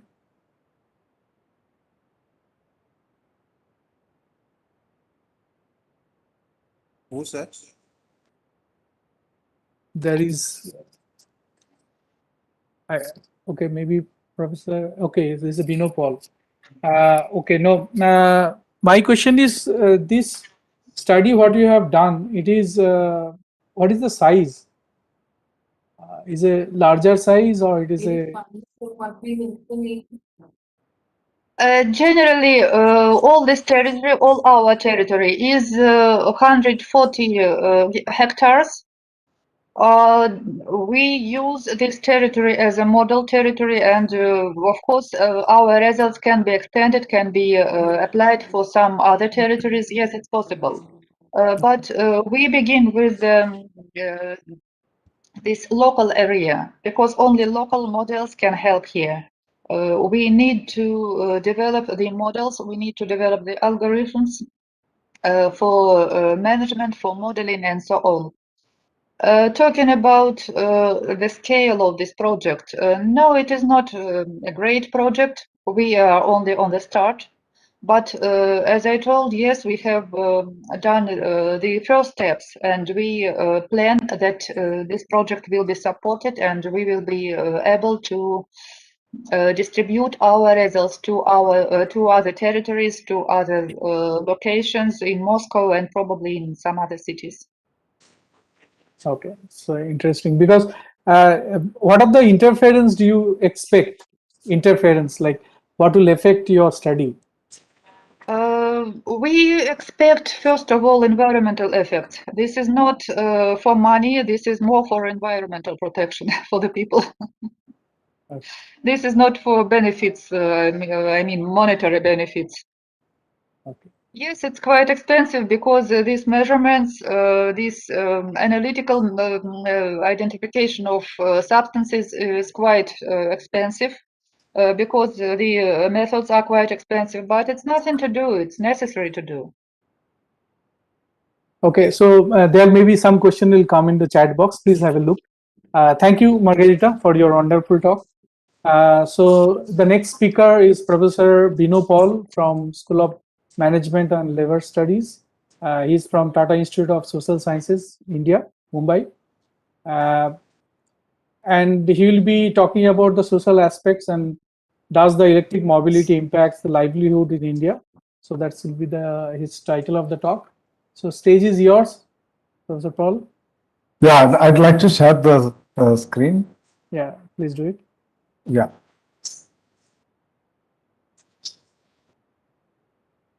So I'm not really adept at using Cisco. Can you tell me? Yeah, where is your stop Yeah. video? Go to that, next to that is Oh, share yes, video. yes, yes. Yeah. Fine, Share fine. that. Yeah. This is change your, sorry, setting, face, yeah, setting, no. No, share. Share, I haven't got it yet, I guess. No, it is your yeah. mute, unmute button. That in the button you can see several buttons are there. Mute, unmute, stop video, then share. Next to that is share. Yeah.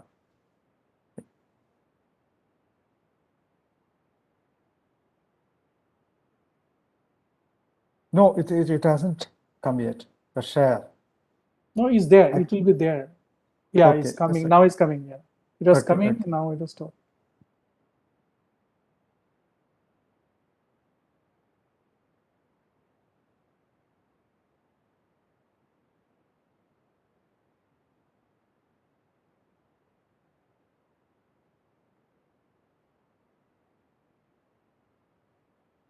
So are you able to share? No, it's not. I can't see something called sharing. It's not there. There are 3 buttons on your screen. Next, first one is mute. Second Yeah. one, start and stop video, and next button should be share. Share. Okay, it's okay, but it's not. It's shown share, but it's not activated. Now you click. I think that is activated now. So click there and then you can share. Okay. It's not yet activated. I can see the button share, but it's not activated. So admin, can you see it is given the permission?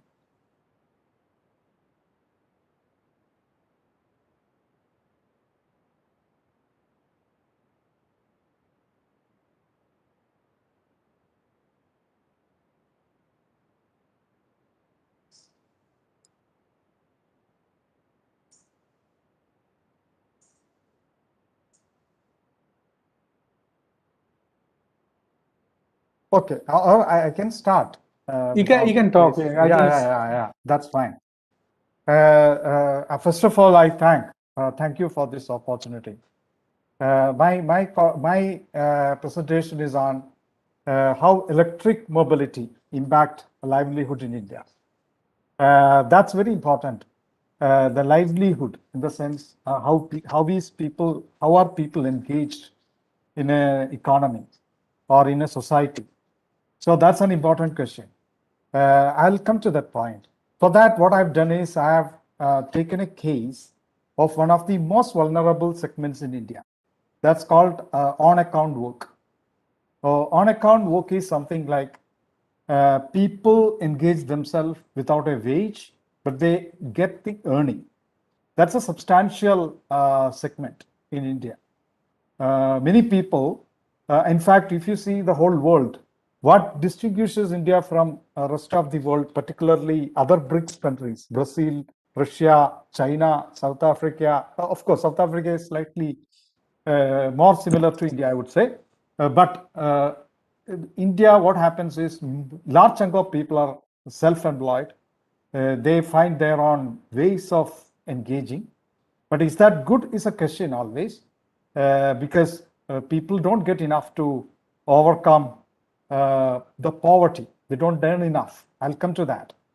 But before that, how are they connected to e-mobility? So Professor Paul, so can you try once more? Yeah, sure. Still, it's not activated. So is activated from the admin, he's saying. But it's, I can't see that. I can see the icon, but it's not activated. Okay, I think go ahead. Yeah, because otherwise. Yeah, it'll take some. Yeah. So anyway, I'll animate it by my own words. So please bear with me. So I've reviewed the literature which talks about e-mobility in India. Although I think it's activated now. Just let me check 1 second. Just bear with. Oh, it's not yet. Okay. No, it's not yet. Okay. So, So- it is activated from our side. Okay, but I can't see it here. It's not activated. Yeah. Maybe you can reduce your screen and then you can see somewhere the option is coming. Yeah, but it's. I think you go ahead if it is Yeah. a problem. Yeah. So this extant literature, global literature on e-mobility and its benefits and costs. Of course, as far as India is concerned, it's a sunrise activity. Many people are contributing to it. It's emerging. What I've done, the views that emerge from the literature, I put that in a nutshell in the form of a pyramid. So the largest chunk of the pyramid is economic sustainability. Lot of literature that clearly deal with benefits and costs, economic benefits and costs in terms of money, how much you are going to gain out of it. The second important aspect that's dealt by the literature is environmental sustainability. Of course, benefits and costs in terms of benefits to the climate, carbon reduction and so on. The least important aspect that occupy the space of literature is social sustainability. In the sense, does e-mobility impact the life of people in terms of their ability to earn, ability to lead a life? So I'm going to touch upon it. So that's the idea. Now coming to, for that, in order to know how people live in India, or for that matter, any country, one needs to understand the labor market, the structure of the labor market. Broadly, labor market in India or elsewhere is divided into two segments. One is labor and another is not in labor force. Labor is of two types, employed and unemployed. In India, combining all kinds of employment, it's around 473 million, according to the recent statistics. If you see employed, what kind of employment exists? One particular employment, one major stream that exists is self-employed, which I've mentioned already. That's where we are coming to. The second part is regular salary, regular wage, you can say. People who are in this particular category, how they behave. They get an employment contract from the employer and get wage at the end. Whereas self-employed, you have to earn your earning. There's no wage paid to them. Rather, they get an earning. And the third segment is casual. So self-employed, let's come to self-employed. That's where we are going to discuss more. It's of three types. One is called on-account work. That comes around 169 million. It might have already touched 170 million. This is the statistics of 2020. Then employer. Employer is a minute segment. I mean, although we talk about entrepreneurship, venturing, hardly you see. In India, number of employers is around 9 million. I think that's the story in many countries. It's a minute segment in different countries, be it developed, be it underdeveloped. Of course, there are some notable exceptions like Morocco, where there are many employers proportionately. And another category is helper. Helper in the sense, people who are from the same family who lend support to on-account people, on-account workers, and so on. So if you combine on-account work plus helper, it comes around more than 200 million. That's the category we are talking about. Many of them exist on the street. They work on the street. But if you see the rural, many of them are farmers, etc. If you leave farmers, many of them exist on the street. You can see them as street sellers. Of course, that exists in countries like South Africa. You go to any city, the Durban, Pietermaritzburg, or Johannesburg, you see many people on the street who are sellers. The same happens in India, in different metropolitan spaces, as well as Bangkok. So there's no shortage. Huge chunk of people. We are coming to them. I call them mobile economy. We are coming to them now. Now, what is the size of mobile livelihoods in India in millions? It's huge. It consists of two types broadly. One is on-account workers who are street vendors who exist on the street, and the second is mobile. Maybe they are driving. Maybe they use internal combustion technologies, not really e-mobile, but maybe this is the prospective segment who can transform to e-mobility. Of course, transformation to e-mobility itself is a major literature. And 2.8 million mobile market-based enterprises. If you add that with 6.2 million street vendors, it comes around 9 million. So that's the size. Now coming to the rural, it's 1.8 mobile market enterprises and 3.9 million street vendors. So 1.8 million plus 3.1. That's the scenario in the rural. Whereas in the urban, number of the size of mobile market is the number of enterprises that are mobile is around 1 million, and street vendors is 3.1 million. So combining all these strata segregations categories, you get something like 9 plus million, close to 10 million now. People who live on the street and people who are mobile in order to live. This excludes segments like drivers and so on. I'm talking about people who sell products or services. Now, coming to an important thing, what kind of industries they exist? Broadly speaking, two. One is wholesale and retail trade. Another is transport and storage. And broadly, if we see what is their breakup, wholesale and retail, I think there are many people existing in the urban as well as in the rural. I don't get into those disaggregates. But the most important category, most important segment that absorbs mobile livelihood is transport and storage. I think that's where we talk about gig economy of late. I think it's an emerging stream in the economy with a lot of precarity. Does it generate enough money? We are coming to that point. Now, the next slide of mine is about how is it scattered in India, or how is it distributed in India? That's not a right word, scattering. It's rather it's distributed. It's density-wise, it's mostly in states like populous states, two populous states, Madhya Pradesh and Uttar Pradesh, absolute terms as well as density-wise. A huge chunk of them are located in these two populous states.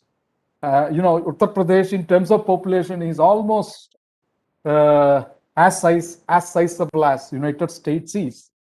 And slightly more than half of UP is West Bengal. Other states, it's moderate scale, but these two states report high intensity of people who are on the street, people who are mobile, I would say mobile livelihood units. Now coming to the money, how much they make. Street vending, contribution of street vending to the economy, Indian economy, in 2020 is around 638 billion rupees.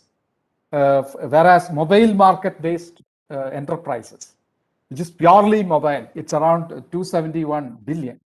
So now coming to the average. Per unit annual earn, I'm talking about gross value added here.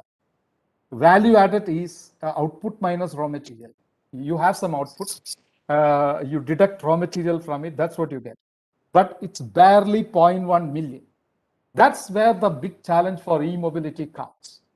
Who's going to incur fixed cost while average, or when the average earning is not even 100,000 rupees? not earning, I would say output which is netted, net or extra, which I mean you subtract raw material from output. That's called value. If that's the value, which would be the pool of finance, who's going to bear the expense? That's where we have to talk about one more pyramid. And there's an important question. So let me disclose this thing. Where you get this information? I computed this from National Sample Survey 73rd round, which collected information on unorganized enterprises. So its sample size is nearly 200,000 enterprises. Then applying a statistical strata, information specific to it, there's a weightage. We weighted the data, extrapolated. That's how we got the figures. So as per that, number of enterprises in India is around 60 million. So from which number of enterprises that constitute the mobile economy is around 10 million. That's where the story is. Now the problem which we look at is interesting. What is the most important problems or sources of uncertainty for these enterprises? First is falling demand. So combining, I think these two segments, which I mentioned, trade as well as transportation, that's the most critical thing, because demand is quite uncertain. They are not like conventional big companies who have some ability to predict what would be their supply chain. Even when there are ripples of uncertainty, such as pandemic, they have some predictability. Whereas here, predictability is a big question. And yet another issue in the pyramid is cost of credit. These are the most critical issues, really grappling the prospects of this industry. Now, I'm just putting two important concerns for further discussion, perhaps. This is where we are furthering our research. Our group is doing more research on it. Is it important to visualize models of shared investment? Because there is no doubt about external positive spillovers that may emanate from e-mobility. But its biggest disadvantage is who's going to bear the fixed cost. So in such scenarios, we have to have a financial model that would share, that would aggregate interest. So there can be shared investments. Say, for example, charging facility. For that, you need self-help groups or trust-based mechanisms. And now, can e-mobility play a creative role in terms of employment generation as well as better or efficient last-mile delivery? I think this may require more research. I think time is very limited. I need to stop here. So thank you. Even in the absence of slide presentation, I think you were very patient to hear what I said. So I'm very much thankful to you for your patience. Thank you once again. Here I end my presentation. Thank you, Professor Bino. So it's a wonderful discussion. So sorry for the technical glitches happened now. So anyone having any questions, we can take one or two. So I have one very complex question. So should India will look for electric mobility or not? That's a wonderful question, Professor. But you see the value addition. It's not even 100,000 rupees. Yeah, this is 2020 statistics. But it's possible if there is a proactive governance which takes into account both social and public goods. So I think we have to treat it as a quasi-public good, although not a full-fledged public good. But I searched that in literature. I didn't get any good work. Thanks. It's a huge gap, I guess. I think your team or your maybe trees can do this type of research. Okay, so if anyone having any questions, otherwise we can close this. Thank you, Professor. Thank all the speakers, because we are waiting for the ministry talk, I think.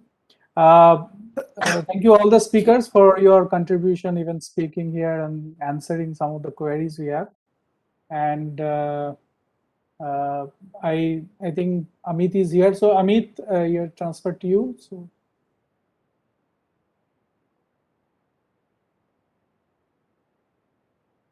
Professor Amit Agarwal. Yeah, so thank you, Sagar, for conducting this session so nicely and for keeping the session on time. So we will now take a short break, but there is a very important talk by the Honorable Minister now. So we will continue this, but this is just a short break for participants if they want to use the toilet or get some coffee and come back. Thank you, all of you.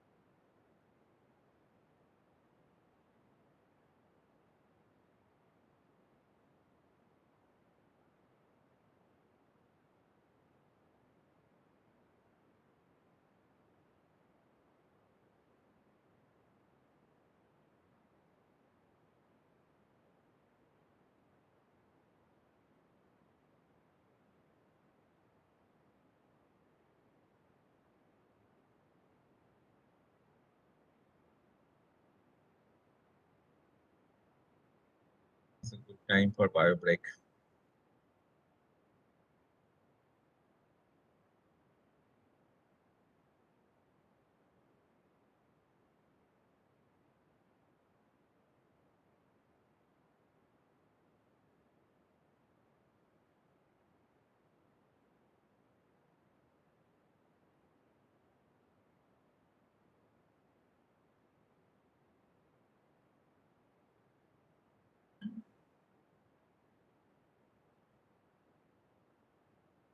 Yes, Kunal.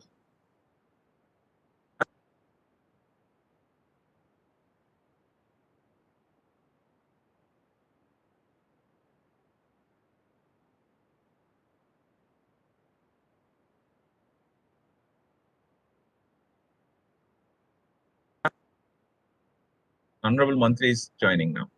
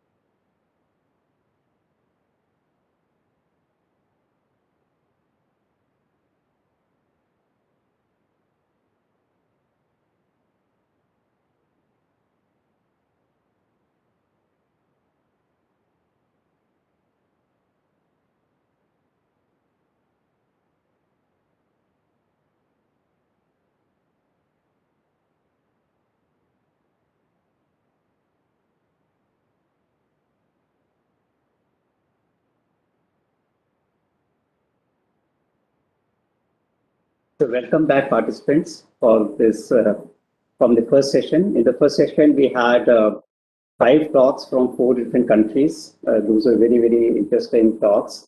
And we are now for a very special session. This session will be conducted by Mr. Subhashik Chaudhary as the session chair. May I request Mr. Chaudhary to welcome the special dignitaries of this conference and conduct the session, please. Thank you, Professor Agarwal. Again, I think we all met virtually about 3 hours ago, and then how it started. We are very pleased to have 2 of our distinguished speakers today, this afternoon. Our Secretary of Higher Education, Mr. Amit Khare, and then followed by a plenary talk by the Honorable Minister of MSME and also on the transport, Nitin Gadkari, We are waiting for Mr. Gadkari to join, and once he joins, we will immediately start the process. So kindly bear with us for a few more minutes. I am told that the Honorable Minister is already there. Okay, so we can expect him any moment.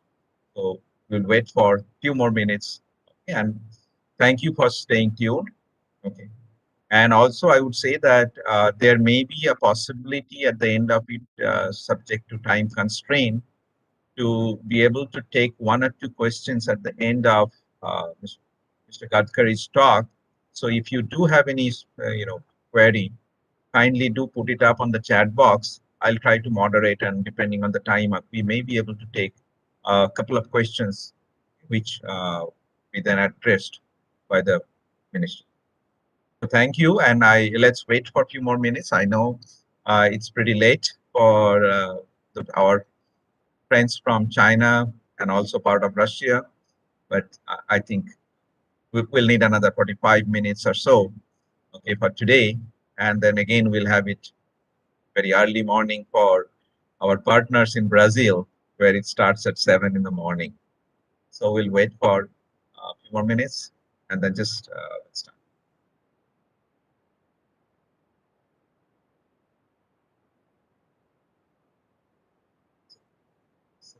Thank you. I think we're happy to note that the Honorable Minister has arrived, and it's a great day for us.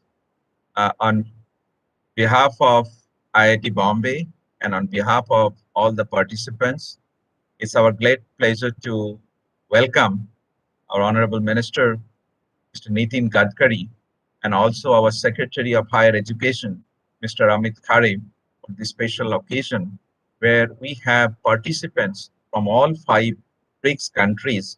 We had a very good deliberations today in the first 2.5 hours, and we'll have it also for the next 2 days. Is earmarked for that. And sir, we are very happy that you could take your time from your precious time to come and join us to give your vision, because you have been leading from the front in terms of the mobility in India in general, and also the e-mobility in particular. We are very much happy to have you here. And we must also tell you the specific topic chosen by us, because we are the organizing university from India for BRICS, network of universities. And this is because at IIT Bombay, we are setting up a center of excellence on e-mobility, as we have a diverse set of researchers working on various aspects of e-mobility, whether they are motors or drivers or the converters, the battery, or the design. Even we have our industrial design center. They are working on all aspects of e-mobility. And it will be our great honor to listen from you and learn from what is the vision for the government of India on this particular. So I'll stop here, and before that, I will request our Honorable Secretary of Higher Education, Mr. Amit Khare, to say a few things. Honorable Minister for Road Transport and Highways, Micro, Small and Medium Enterprises, Shri Nitin Gadkari ji, Director IIT Bombay, Professor Subhashish Chaudhary ji, distinguished academics, researchers, students and faculty members from Brazil, Russia, India, China and South Africa attending this conference. Very warm greetings to all of you, and namaskar, that is the Indian greeting. And let me also add that namaskar is time neutral. So although we are in different zones, namaskar is neutral. It can be in the morning, evening. It is a time neutral greeting. Namaskar to all of you. Professor Chaudhary, who is the director of IIT Bombay, has welcomed you, but let me take this opportunity on behalf of Government of India, Ministry of Education, to welcome the Honorable Minister, who is the chief guest for this session, and also all the distinguished delegates.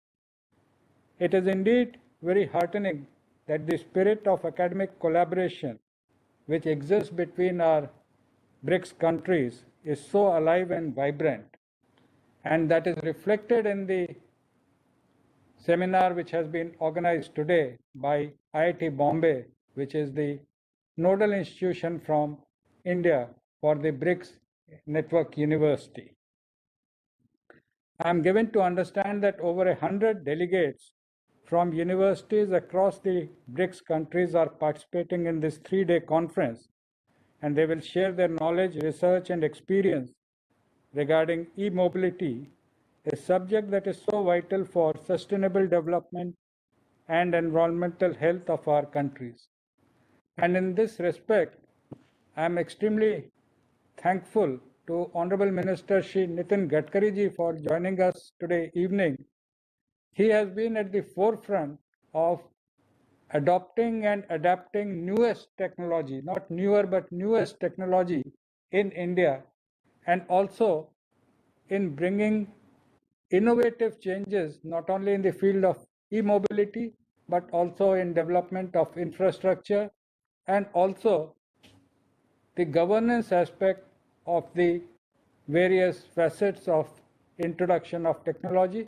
I heartily welcome you, sir. It's a great privilege for all of us to be able to hear us today. India recognizes the critical importance of Brics NU University, and that is reflected by the fact that the finest university, the academic institution of India, that is IIT Bombay, which has been consistently ranked as #1 in the QS rankings, is the lead partner from our side, from India. I congratulate and thank Professor Suhashish Chaudhary for maintaining the highest level of academics in IIT Bombay, and also for being instrumental in organizing this seminar. All our partner countries, we all in the BRICS, do recognize the critical importance of education for sustainable development and inclusive growth. And mutual collaboration between all of us is a necessary for proper development, especially in the area of research and innovation. I'm sure the BRICS Network University, which was established in 2015 with the commitment from all our governments, will be instrumental in taking the message forward. I look forward to the more discussions in this regard when the governing board meets again later this month as a part of the 13th BRICS Summit being hosted by India this year. As I said, IIT Bombay, the lead institution, is way ahead, not only in terms of their academics and research, but particularly in the field of e-mobility, and therefore it is very apt that today we are having this webinar hosted by IIT Bombay. Some of the themes that have been chosen for discussion during this 3-day webinar include traffic management, hydrogen technology, hybrid vehicles, as also lithium-ion batteries, linkage between e-mobility and livelihoods. Each of these themes is very, very relevant. I am not an expert in this subject. I come from the administrative side. But let me just share my experience as an administrator that technology and societal needs, they both go together. About a decade ago, the electric three-wheelers which came to small towns in India, they have revolutionized the type of traffic that we see in tier 2 and tier 3 cities, while the longer distances are covered by buses or by the metro. The short distance travel from the metro station or the bus station to the workplace or to their residences is covered by the electric three-wheeler, which we popularly call as e-rickshaw. On the one hand, it is sustainable. It has reduced the pollution in various cities. It does help the citizenry in their transport needs. And it has also generated a lot of livelihood and employment opportunities in smaller towns. So this is indeed, I mean, this is just an experience or an observation as an administrator, but I am sure we will learn a lot more from the speech of the Honorable Chief Guest, Shri Nitin Gadkari ji. I wish all success to this webinar and once again congratulate Professor Suhassis Chaudhary for maintaining the highest standards in academic excellence at IIT Bombay and for hosting this webinar. Thank you. Jai Hind. Thank you, Mr. Khare, for your wonderful initial part. We really enjoyed that. And now we move on to our key speaker today, our plenary, Honorable Minister Shri Nitin Gadkari ji. And before that, we'll have a very brief introduction of Mr. Gadkari. So we'll have a very quick video-based introduction.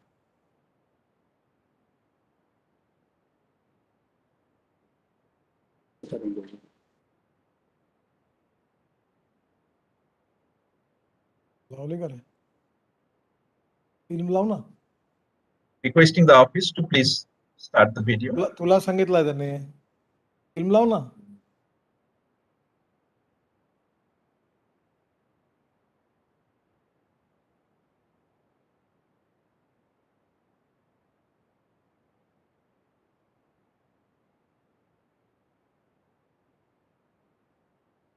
Film आहे ना introduction देते.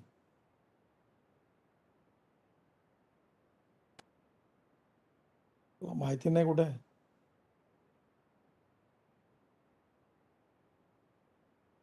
I think it has not come to the screen. Could you please move it to the main screen? Okay.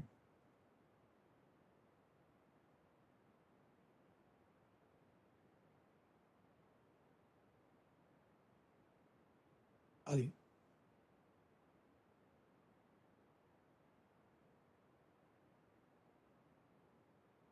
There are followers, there are leaders, and then there are visionaries.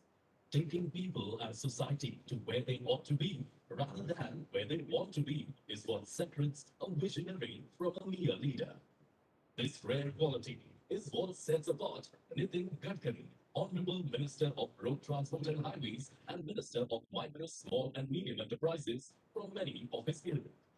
With his indefatigable positive energy and a deep desire to use politics as a catalyst to serve society, Nitin Gadkari continues to impress all with his sterling performance over the years.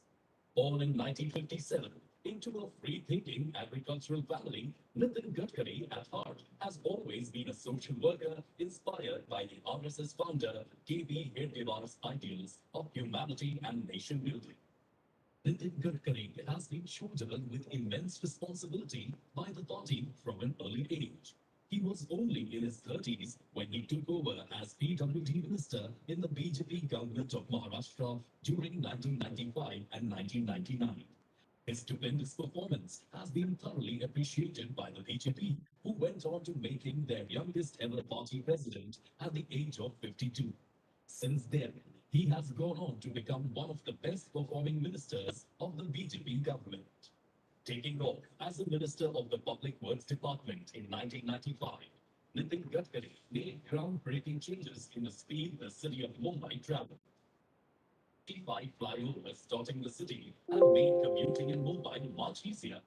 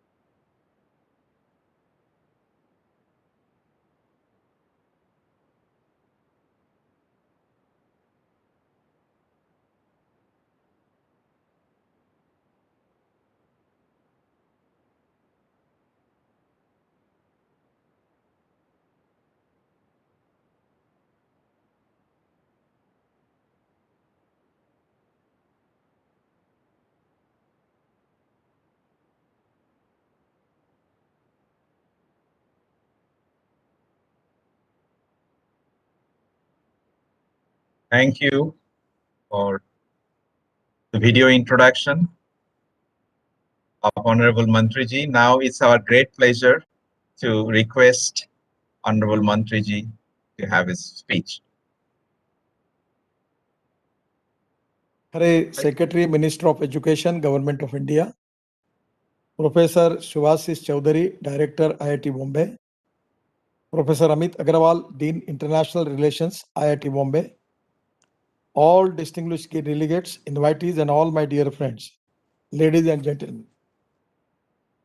I am delighted to hear with you all at the Brics Network University World Conference, and I would like to thank IIT Bombay for giving me the opportunity to address all of you on electric mobility. Under Brics, the government of India, Brazil, Russia, China, and South Africa share a common vision and strategic plan on sustainable development and inclusive economic growth in the region. Brics Network University is established under Brasilia Declaration and displays an important role in the field of science, technology, research, and innovation across the various sectors, including sustainable mobility is one of them. I always feel that the knowledge is the power. The innovation, entrepreneurship, science, technology, research, skilled, and successful practices, we name it as a knowledge. And conversion of knowledge into wealth is the future. And that is the most important priority and agenda for our government, that by using the technology, we want to make our country strong. And at the same time, that technology will be helpful for the other part of the world also. We are committed to achieve sustainable development goals by United Nations, and we need to focus our collective efforts towards a clean, green, and sustainable community. Transport sector contributes to about 23% of carbon dioxide emission globally, and about 18% of CO2 emissions came from the road transport sector in India. India imports rupees 8 lakh crore of crude oil, and this will get doubled in the next 4 to 5 years, will have a huge impact on the economy. So we need the policy import substitute, cost effective, pollution free, and indigenous. That is exactly the policy of the government. The protection of ecology and environment is equally very, very important. It is the topmost priority for all of us, and we have to gradually shift from emission caused by petrol, diesel engines towards cleaner and greener alternatives. We are also working on the line that diversification of agriculture towards energy and power sector. We have wheat surplus, rice surplus, sugar surplus, corn surplus. And that is one of the reasons that we are facing very, very crucial problem in agriculture sector. Our MSP is higher as compared with the international price and the domestic price. And that is one of the reasons that now we are allowing not making ethanol only from sugarcane juice, molasses, BAB molasses, but now we are allowing making ethanol from food grain, that is from corn, that is from rice, and using of all food grain for making of ethanol, bioethanol from it. Presently, the Prime Minister has launched a scheme, E100, and where in the Brazil it's a success story that they have flex engine. All the automobile giants are all present in Brazil. Those who are in India, they are already making flex engine in Brazil, Canada, and USA, where there is an alternative to the people that whether they can use 100% petrol or 100% bioethanol. Now, Indian production we are going to increase, by which presently because of the rise in the petrol price, people are facing a lot of problems. The ethanol price will be 62 rupees per liter, and petrol price is more than 100 rupees per liter. As far as the caloric value of ethanol is concerned, the 750 ml of petrol or 800 ml of petrol equal to 1 liter of the ethanol. Still, there is a 20 rupees saving per liter, and it is import substitute, cost effective, pollution free, and indigenous. For all the racing cars in the whole world, the ethanol they are already using as a fuel. India is a power surplus nation. E-mobility would be the most effective solution to develop import substitute, cost effective, indigenous, and pollution free mode of transport. As a part of climate agreement, India has committed to reduce carbon emission by 30-35% by 2030. I recently chaired a meeting to push research and development efforts towards alternative battery technology such as metal ion, metal air, etc. Our research and academic institutions like ISRO, DRDO, IITs are working hard on the development of indigenous and low-cost battery technology for electric vehicles. We can generate 81% of value of lithium-ion battery in India, and I am pushing for research of its substitutes such as sodium-ion, zinc-ion batteries. Simultaneously, we must aggressively pursue research for green hydrogen as a fuel. The research performed by IIT Madras in hydrogen fuel cell is very interesting, where they are trying to generate energy from sea-based salt water and solar power. The low-cost raw material for batteries can be made available from scrapping of old vehicles. Metals like aluminium, iron, and lithium can be extracted also. Rare earth elements such as neodymium is also extracted, which is used as an NDFE magnet in EVs. In the next 2-3 years, mass production of electric cars, scooters, buses, auto rickshaw will lead to same capital cost in comparison to diesel and petrol version today due to economic of scale.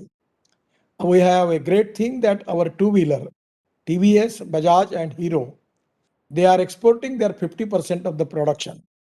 I have already launched an electric bike and electric scooter from Bajaj and TVS. Very beautiful product is there. So this is the time that we can make it. We need to reduce the cost. If the number of manufacturing vehicle will be more, 100% cost will be reasonable. The indigenous battery technology, localization of EV components, and huge domestic demand would make EV a most affordable means of transport. Global giants like as Tesla and Triton EV are soon expected to enter into the Indian electric vehicle market. I am confident that India will be the largest manufacturing hub and supplier for electric two-wheelers and three-wheelers and cars. Presently, our automobile industry's turnover is 6,50,000 crore. And I am confident that we 100% within 2 to 3 years, we will take it up to 12 lakh crores. And my idea and my vision is to make Indian automobile industry as a #1 manufacturing hub in the world. All reputed brands in the whole world like Mercedes, BMW, Toyota, Honda, Hyundai, all are present in Indian market. Now also a lot of people are doing electric trucks. We are also interested to make construction equipment machinery also on electric, on ethanol and bio-CNG. We have converted tractor also on bio-CNG, and also one of the tractor is ready for launching, which is already on electric. So we want to encourage the people and a particular research for that.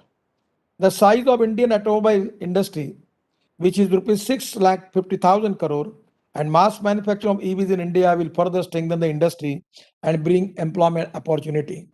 The automobile industry in India is creating maximum employment opportunities in the country. And that is the most important thing as far as the employment is concerned.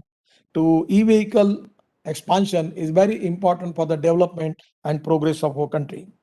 Also, there is a huge opportunity for manufacturing of electric bicycle. The bicycle industry size is on the world size is 6 lakh crore, out of which Indian export is only 25 to 30,000 crore, and the China's share is more than 3 lakh crore. But the Hero company just I got opportunity to launch their industry in Ludhiana, and they are making e-bike, which are specially designed in their institute in Germany. And 100% I am confident e-bike industry is going to create huge market, and 100% this industry, Indian participation and Indian contribution will be increased up to 2 lakh crore within 3 years. This is also a equally very, very important industry.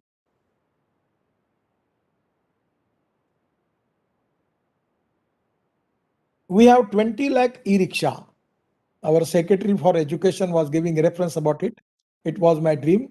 And actually, when I taken decision to make e-rickshaw, it is now 1 crore people in India, they already driving that mechanized driven rickshaw. आदमी आदमी को धोने का काम करता है. It's very bad, unfortunate, and not good for humanity. The first time now, the 20 lakh e-rickshaws are today. Now we are planning to going up to 1 crore. and the e-cart, e-food rickshaw, different type of models are now the industry is developing. And I'm confident that this is one of the important thing which is going to create employment potential and going to reduce the pollution. We can electrify them, which will give size and scale of battery manufacturing. The e-commerce deliveries, taxis, small cart and goods vehicle. Just one month before, I launched the total vehicles from Amazon, all electric vehicles starting from truck to e-rickshaw. They have just taken 10,000 vehicles and they're running on electric. Actually, I launched their campaign.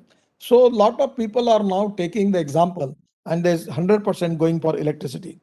I have also suggested to adopt electric cars for all government officers. Our government is actually working to support EV industry by framing the favorable policy in the form of incentives, GST exemptions, and FAME 2 scheme with an outlay of rupees 10,000 crores support electric 2 and 3 wheelers, e-buses, 4-wheelers with incentives for commercial registration. Recently, our government has increased subsidy by 50% to rupees 50,000 per kilowatt hour on electric 2-wheelers. It will help to promote sale of electric 2-wheelers in a large scale. We intended to have EV sale penetration of 30% for private cars and 70% for commercial vehicles, 40% for buses and 80% for 2 and 3-wheeler by 2030. The government has facilitated sale and registration 2 and 3-wheeler electric vehicles without batteries to reduce their upfront cost. We have also exempted battery operated vehicle from paying registration fees to further incentivize the EV sales. Further, through the financial incentives such as 5% GST on EVs and an exemption on interest paid on loans, we are taking major steps to boost EV adoption in India. Some of the challenges for mass adoption of EVs are retrofitting of existing IC engines based vehicle. The standard type approval and safety compliance, my ministry is actively working towards solving these issues. Our Go Electric campaign also seeks to promote the use of electric vehicles and other electric appliances which can also reduce pollution. For charging infrastructure, the domestic charging and lease model for EVs is becoming a popular option. Upcoming Delhi-Mumbai corridor, our express highway, we have already completed 60 to 70% of work, where it can be easy for all the people to take their car within 12 hours from Delhi to Mumbai. This is the Axis Control Express Highway. Now my vision and I'm trying my level best to make it e-highway. So we are now thinking for taking off lot of new technology. The Siemens has given one technology like railway. On the basis of that, there will be electric truck and buses, and they will take the power from the cable. And also there are a lot of technology we working on it. The people like you who can guide us, and your research can be valuable for all of us. We aim to shift public transport on 100% electricity and are also working on more sustainable transport system like broad gauge metro rail. That is in Nagpur, we are planning to make broad gauge metro rail. That is really important. The ropeway, cable car, funicular rail and road train bus. Now presently the Prime Minister has given me the special responsibility and changing the rules of business by which all this public transport on electricity, particularly this ropeway, cable car, funicular rail, road train bus, this is now related with my ministry. I am inviting your lot of suggestions. This is the time that we can make our transport sustainable, import substitute, we will be pollutionless at 100% a very, very low cost for the poor people. That is exactly the need of the hour, and there is lot of potential for research and development. The EV sector greatly affect the component manufacturing sector too. There are over 8,000 MSMEs and another 50,000 in retails and distribution of components, which generate over 30 lakhs jobs. So the growth of EVs is not only important for the road transport sector, but it will act as a key to achieve overall sustainable development goals in the United Nations. Mutual cooperation, coordination and communication among all the stakeholders is certainly going to help to bring more productive result in the EV mission of BRICS nation.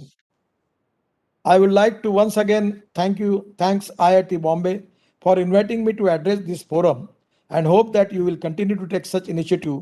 We seek to empower and inspire the electric mobility roadmap in India. your research, your innovation in the battery, in the e-vehicle, we are ready to support you. If some of the IIT wants some help from the ministry also, we are ready for that. We want to support Chennai IIT for making research for hydrogen fuel cell. So regarding battery, regarding e-vehicle, even the industry is also ready to support you. Any IIT in India, if they want to take some special initiative for that, I will take special initiative to support you. Our education secretary is also here. The futurology, which is the development of our country, is very important. And already I always talking to the people that the knowledge is the power. And that is the important thing, that conversion of knowledge into wealth is the future. So innovation, entrepreneurship, science, technology, research, skill, and successful practices, we are very much committed for that. At the same time, it is also a new, second philosophy is conversion of waste into wealth. By scrapping policy, we will get a lot of valuable waste from that, which will convert into value addition for it. It can be import substitute, cost effective, pollution free, and indigenous. Even we can going to increase our export of four-wheeler, two-wheeler, and transport in the transport sector. So it is really a very, very important subject. Our IIT is doing excellent job. Our research organization, the DRDO, the ISRO, all the people are now working on the same direction. And already I have organized a meeting with all stakeholders with Ministry of Science and Technology in the presence of Principal Advisor of Prime Minister for Science and Technology. And we have a very nice meeting. And now the whole institutions are focusing their all efforts on particularly how we can make the e-vehicle in India. We are also trying that lithium ion is not a shortage. There is no problem. Even we are talking with Argentina and countries like where we can get lithium from that. And there is no problem. 81% of the battery we are making within 6 months. I am confident that we will make 100% battery in India. We are encouraging biofuel, ethanol, biodiesel, bio-CNG. At the same time, hydrogen fuel cell and electric. These are all the important thing where these are the all indigenous fuel, and where we are going to increase more employment potential in the rural area, particularly agriculture, rural and tribal area, which is very, very important for our economy. So today it is really a great thing. The Brazil is, as far as the biofuel ethanol is concerned, is the leader in the world. At the same time, for electric, we are trying our level best to take India as a leader in electric vehicle. That is the dream of all of us. And we are trying, our research is on that direction is going on. And with the cooperation of people like you, 100% we can achieve our goal. Very much giving my thanks to all of you giving me the opportunity.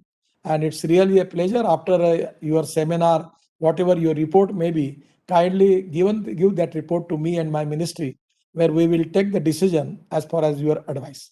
Thank you very much. Namaskar. So thank you, Honorable Minister Mr. Gadkari. It is a wonderful pledge from our side that we'll work on this particular aspect.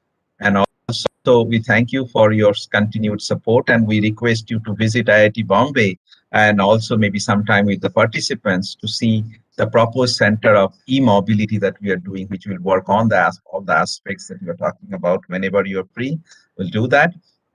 We don't see any specific question, but if there is any question, any quick question from anybody from the audience, I think we'll be happy to take a few, given that the time constraint we have. If anybody is there, otherwise we'll go to the closer of this. We'll request Professor Agarwal to go for the vote of thanks. So good evening, everyone. I am Dr. Amit Agarwal, a professor in mechanical engineering and Dean of International Relations at IIT Bombay.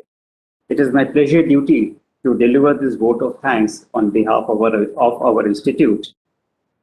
Just 1 minute. Just 1 minute. I think there is one question. How government is planning to set up charging infrastructure in small cities? If you could take the question, will it be possible for you? Yes, actually we are planning for making of charging stations. But now presently the 2-3 companies who have already launched their e-vehicles, there is a special system which they are giving to the customer that in his home also he can charge. And there are a lot of changing technology, in particular the charging infrastructure. But our idea is now we want to make the petrol pump not with petrol and diesel, but with ethanol, with CNG, LNG and electric charging station. So we will support it already in new policy. government is giving the permission to the new companies where their worth is more than 250 crores. They can start petrol pumps. And there is a mandatory that they have biofuel pump and electric charging station. So when we will increase the number of cars, 100% we will get facility for charging. Even in the railway station, metro stations, even in a commercial complex, even in the big residential accommodation area where there is a parking places are there, and we can convert them into electric charging station. In my constituency in Nagpur, we have a big auditorium, Suresh Bhatt Sabhagruha, where we have parking of 1100 cars, where we have started the electric charging station. So there are new innovative ideas by which we can make the thing. But the only problem is that every day there is new technologies coming. So ultimately, it is to be depending upon the company which is selling their car. So there are some different things are there. But somewhere we need to have some formulate the policy by which we need to take the appropriate technology by which we can give service to the people. But the most important thing is that on the parking place, if there is a availability and the car owner can charge his own car in his residence at night, it can be a good thing. So we can make the car for 450 kilometers, and every day night with 5 to 6 hours, he can charge the car. Again, morning, he can go ahead. There is another option is that he can take the charging system with him in the car.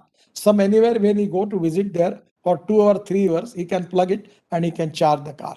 So this type of sustainable, very easily available technology we need for that. On that, there are a lot of people are working, making research on it, and things are moving fast in India. I feel that it will not be a problem for that. Thank you, Mr. Minister. We have one more question, if you can take it. When we can expect a national EV policy?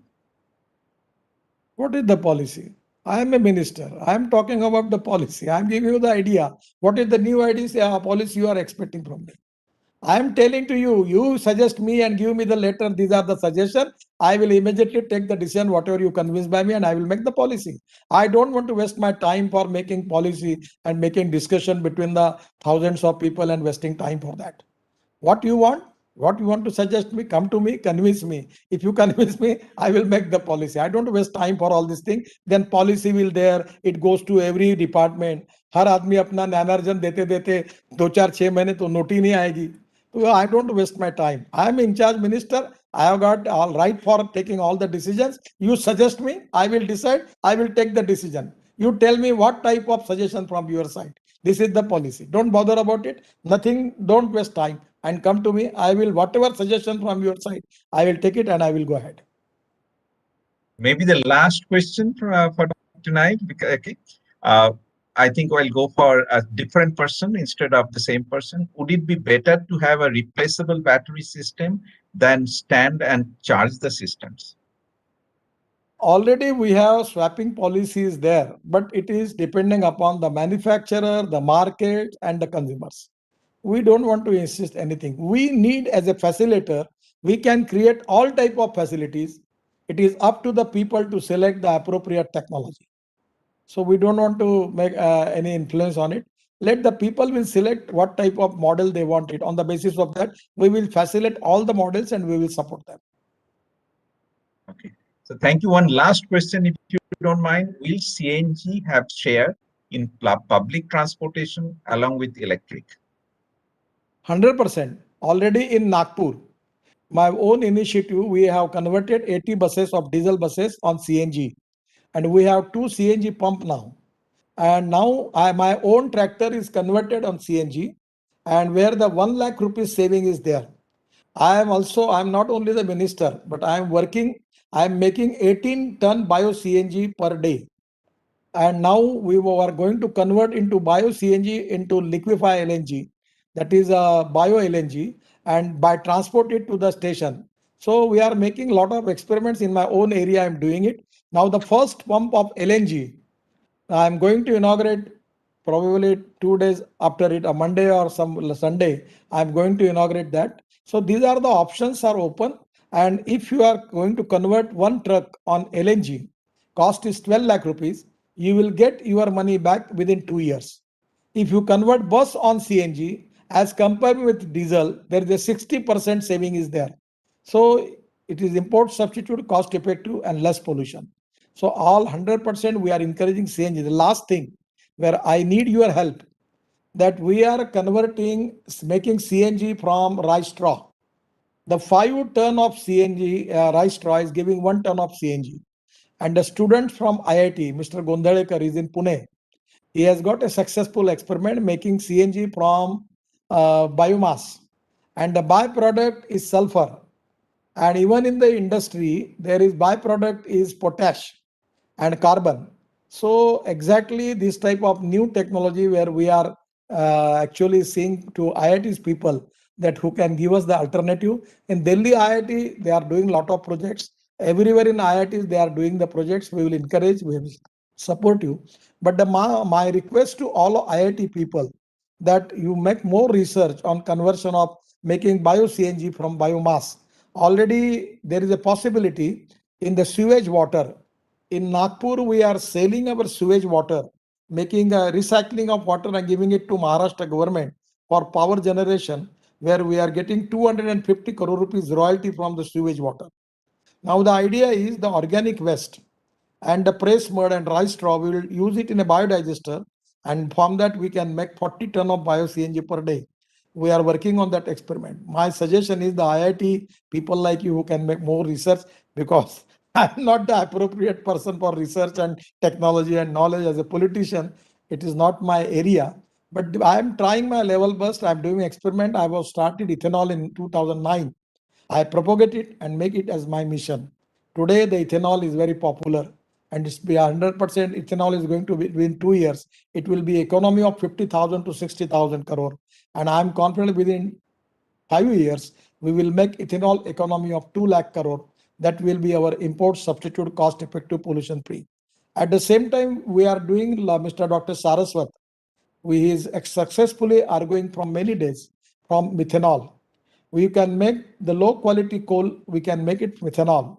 Even we can make methane from that, and we can get urea also. And like in lot of products, we can make it from that. Already we are importing urea. So these are the sectors which type of raw material which are available in the country on the area. You should be concentrate on the research by which your research can be helpful for the people of that particular area, and which can be import substitute cost effective and pollution free. So 100% the IIT people can make the miracles. I'm expecting the research from you, and we will support you for that. Thank you, sir. I give it back to Professor Agarwal. So thank you, sir. I'm really grateful to you.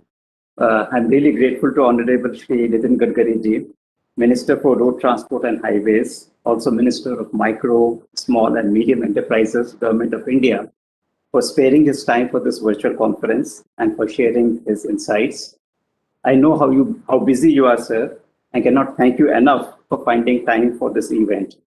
Your comments are particularly relevant to the theme of this conference, and it is very heartening. I mean, I'm very happy that you have charged us to do more research, and it's very heartening to see that the Government of India will be happy to take up our research and implement that. And so we will do our best to follow the suggestions that you have made and charged us with.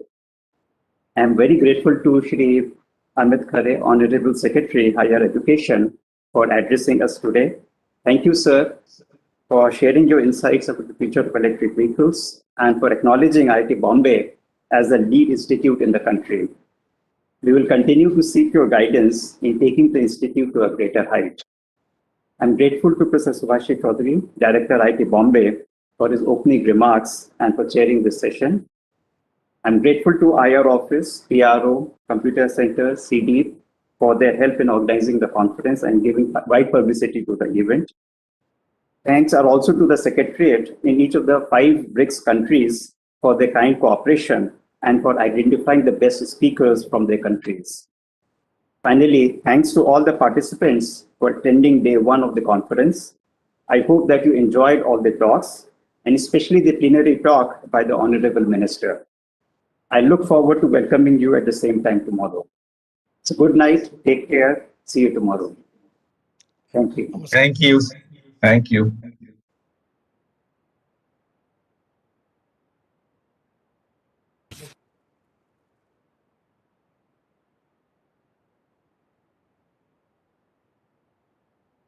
Okay. So we can discard. Yes.